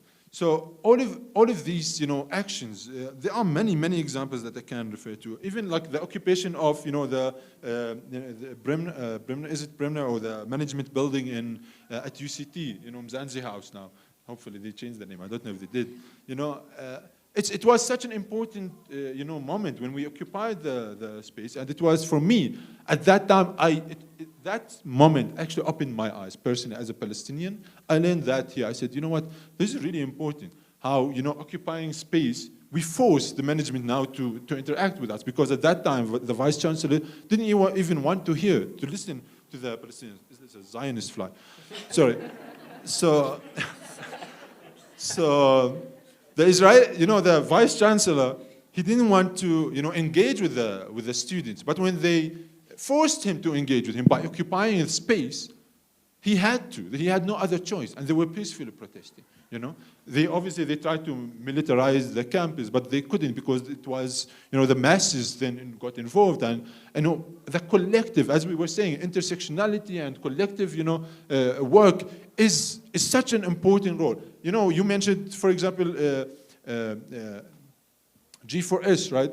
We, as the Palestinian Solidarity Forum at UCT, we were fighting to kick the G4S, or for UCT to cancel its contract. Then we worked with the workers who also were oppressed by G4S. And we worked with, with the cleaners and the security, and we worked with the students who wanted to decolonize. So this is just an example about successful, event, or successful campaign to cancel a contract with G4S. So this is basically, I just wanted to give example to tell you that there is hope. There is a huge hope. There's a huge, opportunity for us to literally make the change by ourselves. And I just wanted to since we're speaking about space, we always speak about apartheid, and there is, I believe it was Desmond Tutu who said that Israel is worse than apartheid South Africa.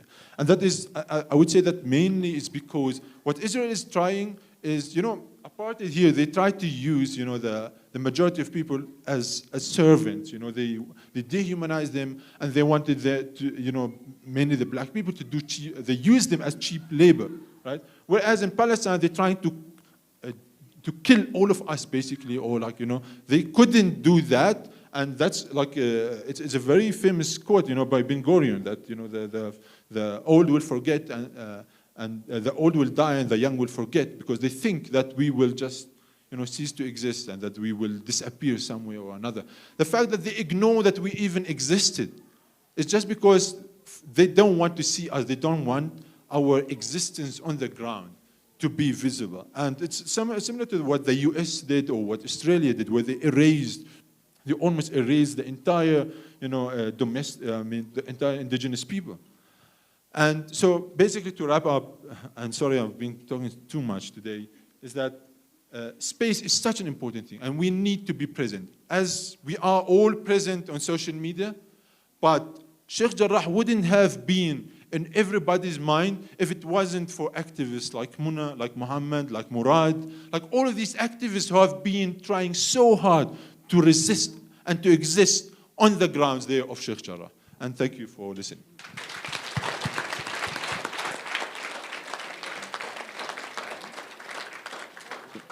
Very, very, very powerful contributions. I think the experience on the ground, the work and how you linked it up to South Africa's intersectional struggle is important to bring practical solidarity. And it's a challenge for many of you young people here today. Get involved in spaces that you aren't in actually currently. Get into new spaces and occupy those spaces. Support those within those spaces to tackle the challenges ahead. We are short of time, so we'll have one round of questions. I just also want to highlight that today is World Food Day. We must also not forget that Israel continuously stops food aid from going into Palestine. They destroy entire villages, entire farms, trees, all these things that are important for sustaining life. So, like we said, it's an issue of climate justice, it's an issue of social justice as well. We're going to have 4 questions. I'm going to take hands, and then from there, we'll direct it to whichever speaker on the panel you would like to direct that to. But I'm specifically wanting young people in the audience who want to speak about or ask the panelists questions. So, hands. 4 hands. I got 1 hand there. 1 hand there. Okay. Anyone on the floor here? Okay. Where? Amara, I noted Amara. And yeah, okay, so we can start. Yeah, noted Siwe. So Amara, Anwar, and Siwe. Okay, in that order. Assalamu alaikum wa rahmatullahi wa barakatuh. My name is Amara Gadra. I'm from the Muslim Students Association. Assalamu alaikum specifically to you, Munna. It's lovely to see you. I think something that I've been thinking about since I've spoken to Abdallah quite a lot, when he says, Palestine specifically, I think has a soft spot for South Africa, given that we, overcame our formal struggle at least. So my question is, are you impressed or disappointed by the solidarity that the South African government shows and doesn't show to the Palestinian government? Because I think theoretically, our government should be sort of at the front, calling for Palestinian freedom more than anyone else. And I'm just wondering from a Palestinian perspective, so Abdallah and Muna, either of you can answer, is our government doing enough? Shukran. Thank you, Amara. Anwar, you'll go last. Altaf, this side. Afternoon, everyone. My name is Siwe from the AKF Youth Clubs. I have a question based on government censorship about brutality on abused countries, specifically on Palestine, and what is the stance of government censorships to the Palestinian abuse and brutality that they are facing? And what can we as the youth do as a budding journalist to stop government censorship on very important and pressing issues? Thank you.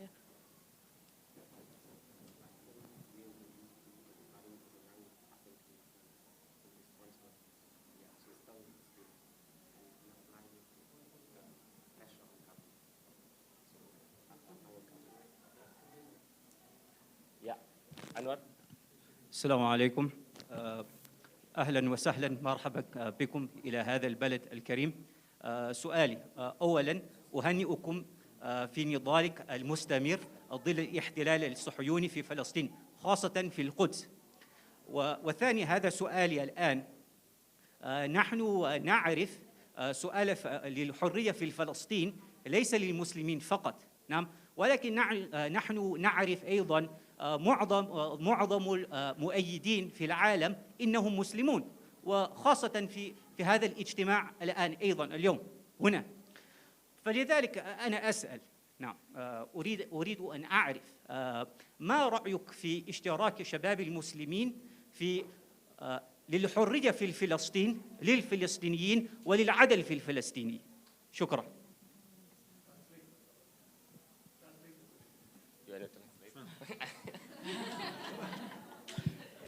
It's not, I can give it Afrikaans maybe, you know?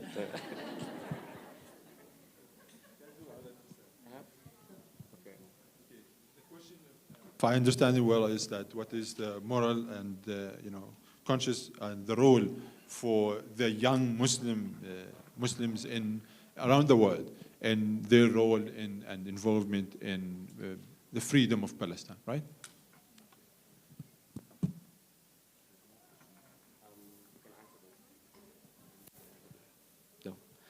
Any more questions? I see a last hand there. Okay. Can we? Who's the hand there? Oh, Uncle San. Okay. Those last two, and then we'll close this round. Yeah.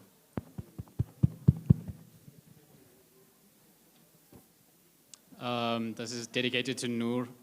As somebody who wears many hats myself, as a youth activist, I always find it kind of difficult whenever I kind of skip events so that I can focus on myself. Because it's exhausting, like you were saying earlier on, to be affiliated with all these things. But it is obviously for a good cause. So how do you deal with the guilt or getting rid of the guilt?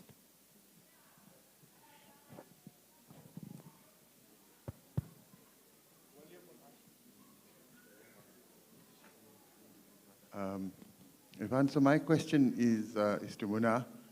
Muna, I would like to know, I'm very excited to see that young voices are in the forefront of the struggle in Palestine, and young voices are amplified.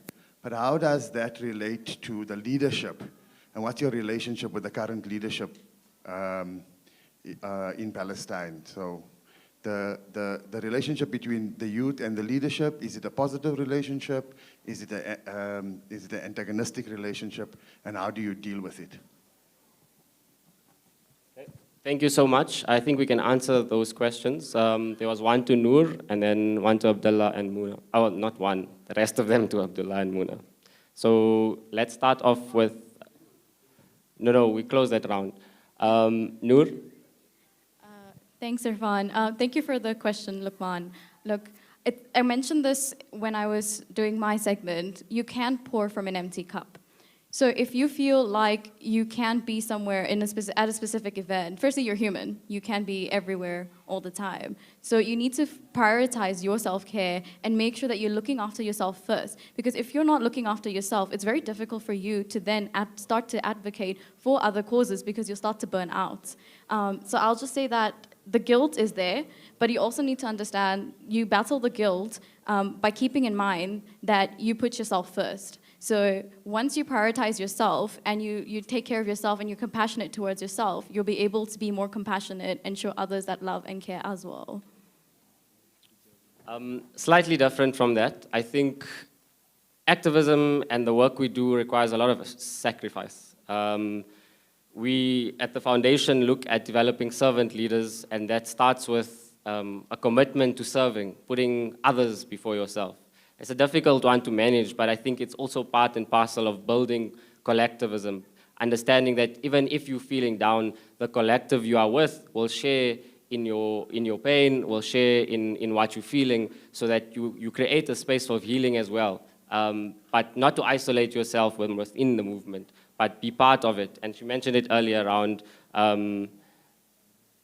being vulnerable enough, but that comes with the camaraderie that you develop with your comrades. Muna, Abdallah, over to you.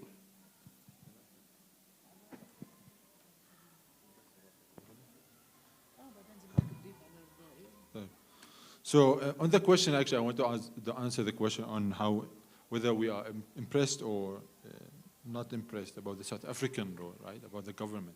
I would say that in comparison to the international community, South African government is already doing a lot. But obviously, we always want more. There's boycotts, there's sanctions, there is more. But they can do more also, and we know that. But at the same time, it's important that we always remind ourselves, we always remind everyone that we rely on the people on the ground, right? We rely on the power of the people.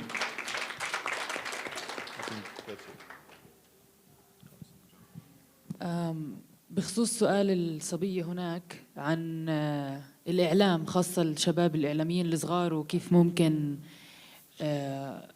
شو ممكن يعملوا.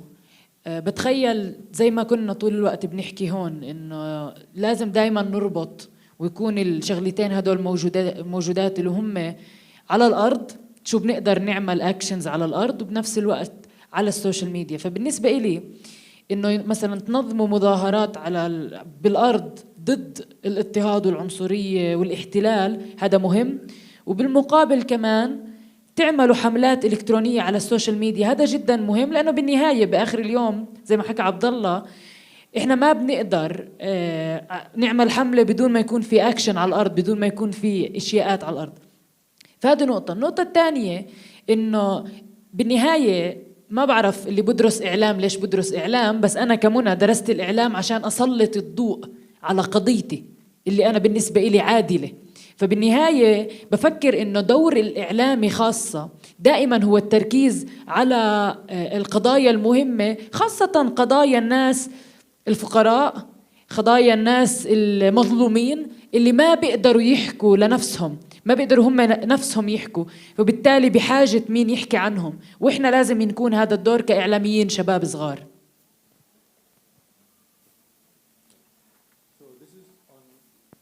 This is on the question with regards to journalists and young journalists, what they can do. And it's really important to highlight that journalists have a very big role to play, and which is to reflect the actions on the ground. It's such an important thing. Again, we want to emphasize on this point that, doing action on the ground, even if you are a journalist, you also participate in these actions that are being, implemented in the ground. At the same time, represent those in the most accurate way possible to other people also to see and to hear about it. It's such an important thing that you are the messenger, and we need to people need to trust this messenger. So this messenger who can be trusted. You need to usually when some people they go into journalism not knowing what they actually want to do with it. But it's such an important and noble goal to see that I'm going to journalism because I want to give voice to the voiceless. I want to be in journalism because I want to help those who are oppressed, those who are poor, those who can't present themselves. I want to be there for them, to give them a voice because they have been deprived from this voice by those who are in power. So you yourself are a doer, but also a tool in a way, and you can use it better than anyone else. Thank you. I was translating. Okay. This is for Abdallah. Thank you. Okay. أما بخصوص سؤالك عن المسلمين، أنا مسلمة وأفتخر بأنني مسلمة، لكن لا أعرف نفسي للعالم على أنني مسلمة، لأنه بالنهاية إسلامي وديني هو بيني وبين الله. لكن من المهم إنه نكون واعيين أن كل دور الشباب المسلمين هو دور يعني ممتاز جدا، وهو من مسؤوليتهم أيضا. بالنهاية هو دفاعهم عن مقدساتهم في القدس، في كل فلسطين وفي كل مكان، ودفاعهم عن إخوانهم المسلمين وغير المسلمين الذين يتعرضون للظلم. بالتالي المسلمين هذه مسؤوليتهم، وغير المسلمين أيضا. كل إنسان في هذا العالم مسؤول للدفاع عن أي ظلم وأي اضطهاد يحدث لمين مكان، مسلم أو غير مسلم. شكرا. You keep clapping. You do understand? Thank you.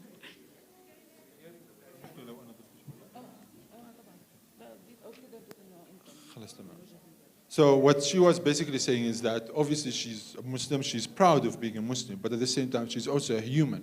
And we shouldn't forget this, like we are all human. This is something that we all share together. And you know, when we as Muslims everywhere around the world, we defend you know, Palestine, not only because we are Muslims or because majority of people in Palestine are Muslims, but also because it's our moral, you know, duty and our religious duty at the same time to do what is, you know, just, to stand with justice, you know, and to stand against oppression wherever it is, not only in Palestine but also at home, you know, here in South Africa and elsewhere as well. We stand, this is like, it is in our religion, but also it is in our humanity. And this is a very important point, that we say that we fight for Palestine, not only for Palestinian Muslims, but for our Palestinian Christian brothers and sisters and comrades in Palestine. At the same time, we fight for everybody who is oppressed. Yes, our religion gives us the motivation to do that, but also our humanity does at the same time.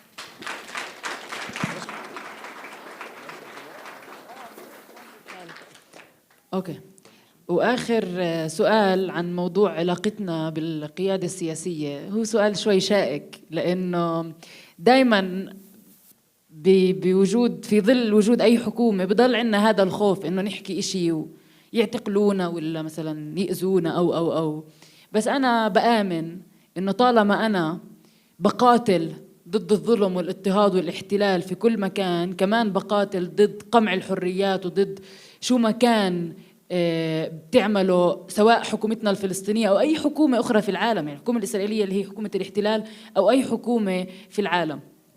فيمكن بقدر أجاوبك بمثال صغير، إنه خلال الهبة الأخيرة في حي الشيخ جراح وفي كل فلسطين طبعا، كان في محاولة من كل الأحزاب السياسية للتدخل في حراكنا ومحاولة يركبوا الموجة، عشان كده الترجمة هاي، يحاولوا يركبوا الموجة، وبالتالي يبينوا إنه هم اللي كانوا شغالين على كل شيء. لكن من المهم إنه إحنا كشباب كنا واعيين إنه إحنا على الرغم من إنه في أفراد منا تابعين لأحزاب سياسية، وهذا مش غلط، هذا جدا مهم، لكن كنا واعيين جدا إنه لا، إحنا كشباب اللي بدنا نقود. ما بدي يقودني ختيار عمره 70 و80 سنة، ما بدي يقودني واحد عمره 60 سنة إله مليون سنة في الحكم. وبالتالي العلاقة هي يعني ممكن أقول هي علاقة بسيطة وبنحاول قدر المستطاع تضل في علاقة، لأنه أول على آخر الأحزاب هم مين اللي بالأحزاب هم جيراننا وأبياتنا بس إحنا بنكون دائما ضد سيطرة حزب أو فكر معين على حراك شبابي، دائما مع إنه يكون الحراك شبابي بحت، لأنه أول على آخر أنا أؤمن إنه الشباب هم القيادة، هم اللي بيقدروا يقودوا أي حراك في العالم.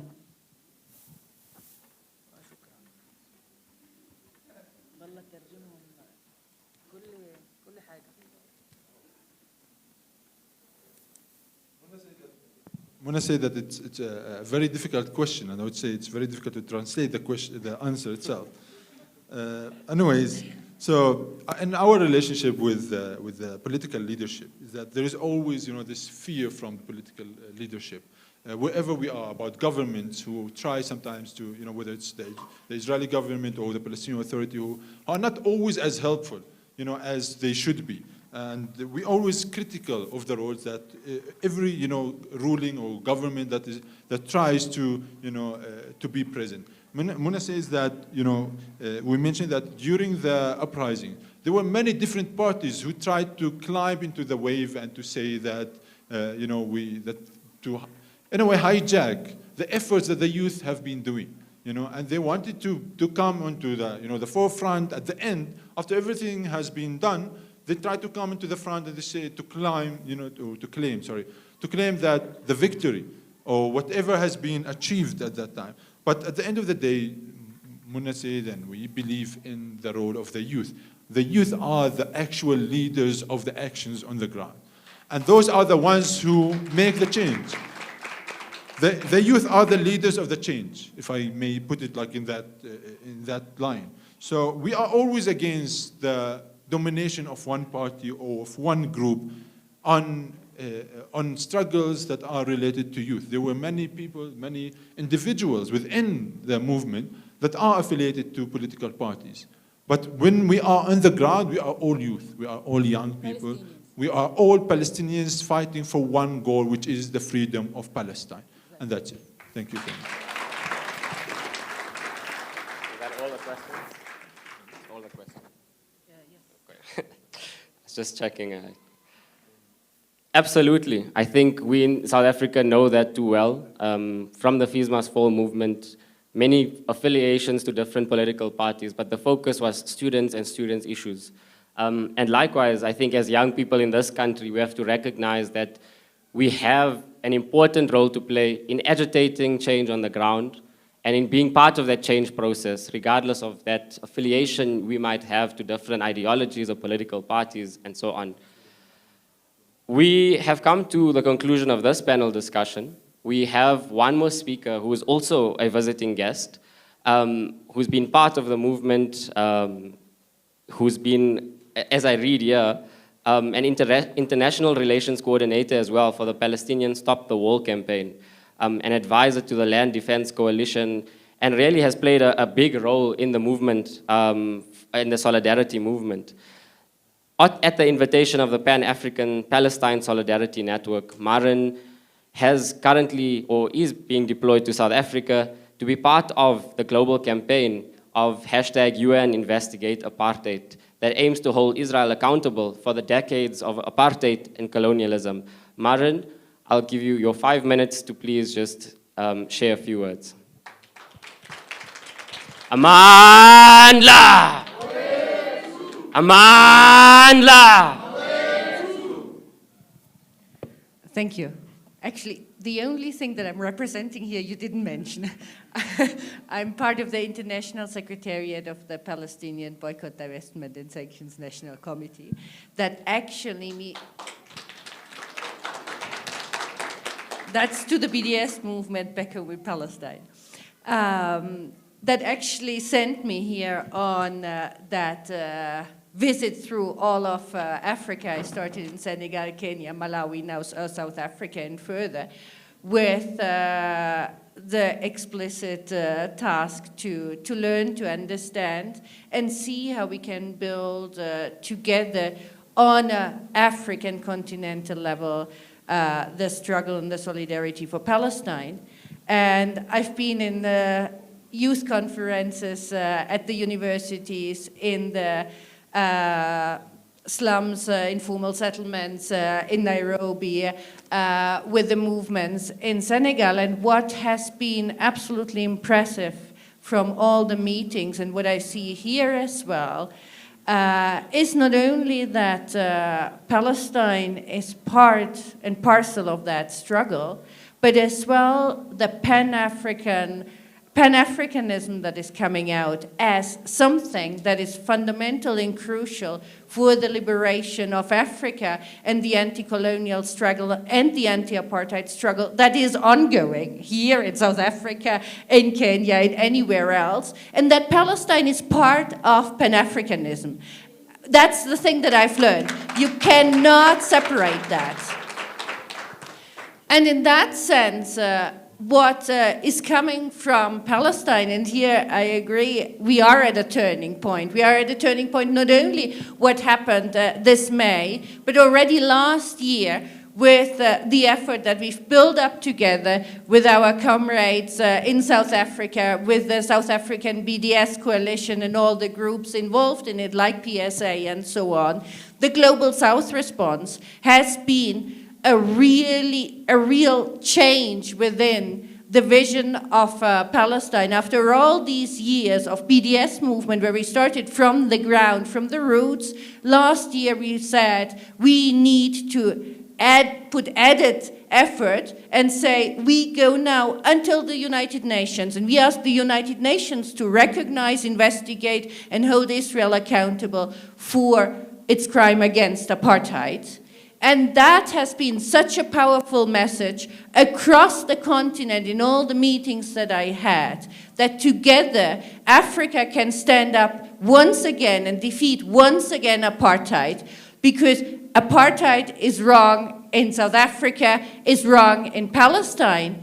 And if we don't defeat apartheid in Palestine, it comes back to haunt as well here in the continent. What people told me about the way how they are being killed in the informal settlements in Nairobi by the same police people that are trained by the Israeli police, how they're surveilled in Togo by the Israeli surveillance agencies, and so on. Apartheid comes back to haunt here on the continent. And that is something that I learned and where I felt really how together from Palestine and on a Pan-African level, that Pan-Africanism that comes up again can really build a continental strategy to force the United Nations to recognize Israeli apartheid, to force the African Union to kick Israel out of the African Union again.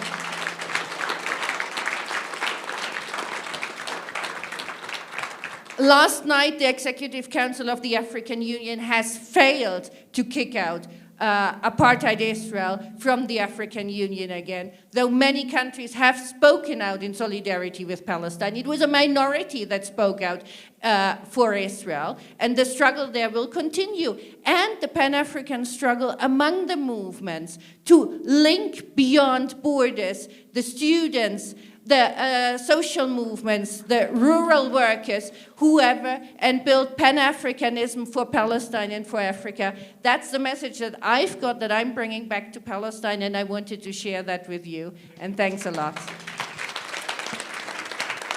Maibuye, Africa. Maibuye, Africa. Thank you so much, Maren. I think it's as important that we recognize that this continent has been a huge supporter of the Palestinian struggle.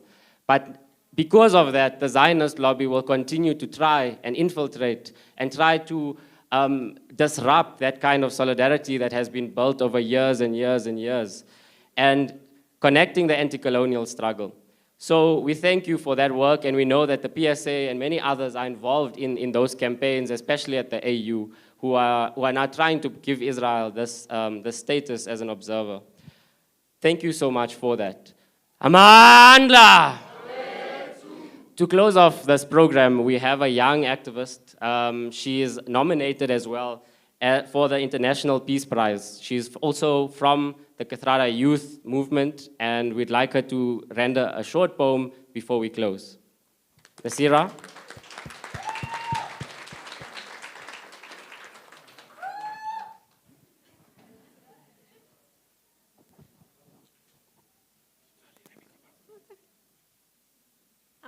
Hi, good day. Sorry, I don't even know what to say. As Irfaan said, my name is Nasira Kathrada, and I'm here. Well, I'm a part of the Ahmad Kathrada Foundation. I'm also a part of PSA, as well as Voice of Justice.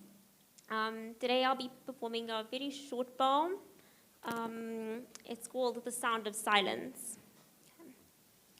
I've seen people lose hope slowly. I've seen human beings lowly. I've smelt the stench of smoke coming from the youth, witnessed the anger of a mother hearing the ugly truth. I've met girls who have tried to flatten their bodies as if they were pressing flowers between the pages of a heavy book. I've met boys who picked at their skin to try and change the way that they look. I've met children who can teach you death songs, funeral songs, mourning songs. I've met children who can teach you how to move on when your heart still longs for peace.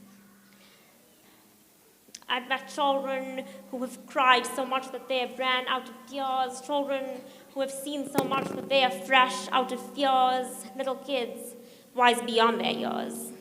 The youth has seen all this, and still you expect us to be silent, experienced all this, and you're still asking why we're violent. A child with shattered bones lies beneath that pile of stones. That boy who took his life last year was older than me, but I am now 3 months older than he will ever be. Stop showing the youth violence. We hate the screeching sirens. Sometimes we crave the sound of silence. Thank you.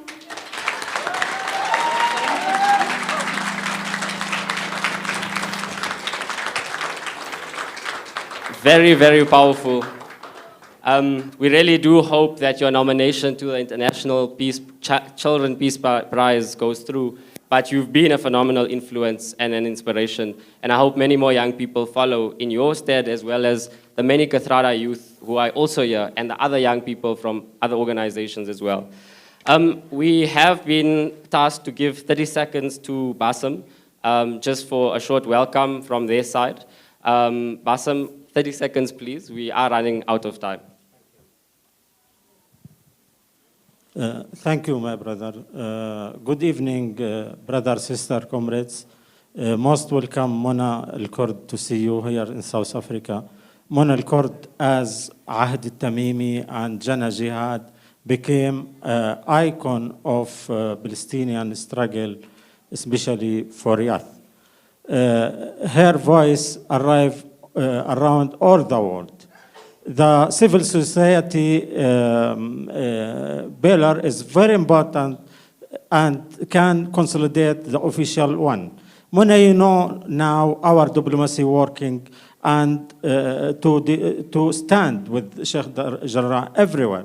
And you know, we took the file of Sheikh Jarrah to ICC. We will see now if our diplomacy use smooth language or difficult language.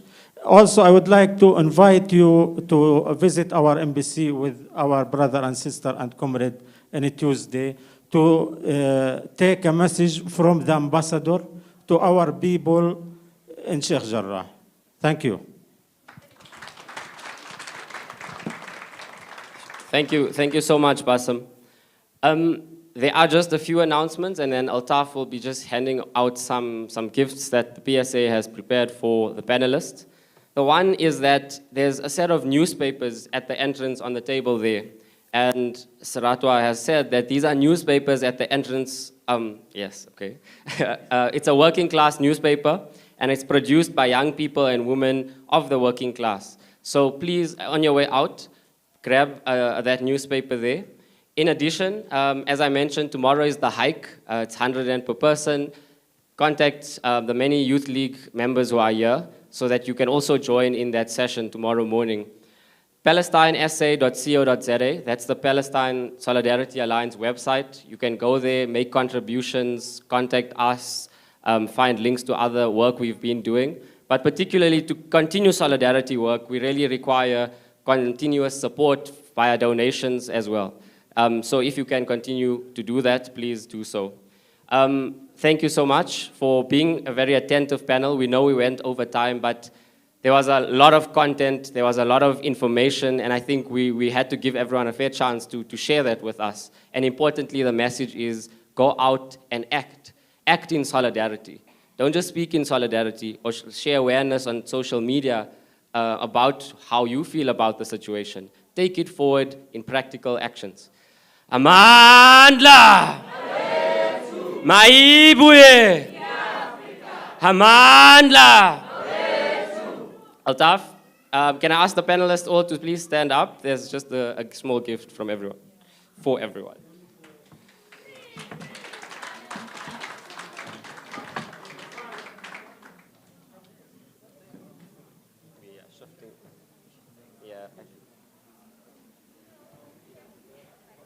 I just shift the chair a bit back? Xenophobia.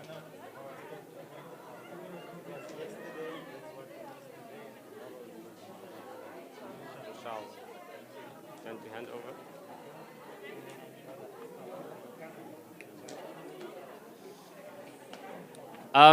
Comrade.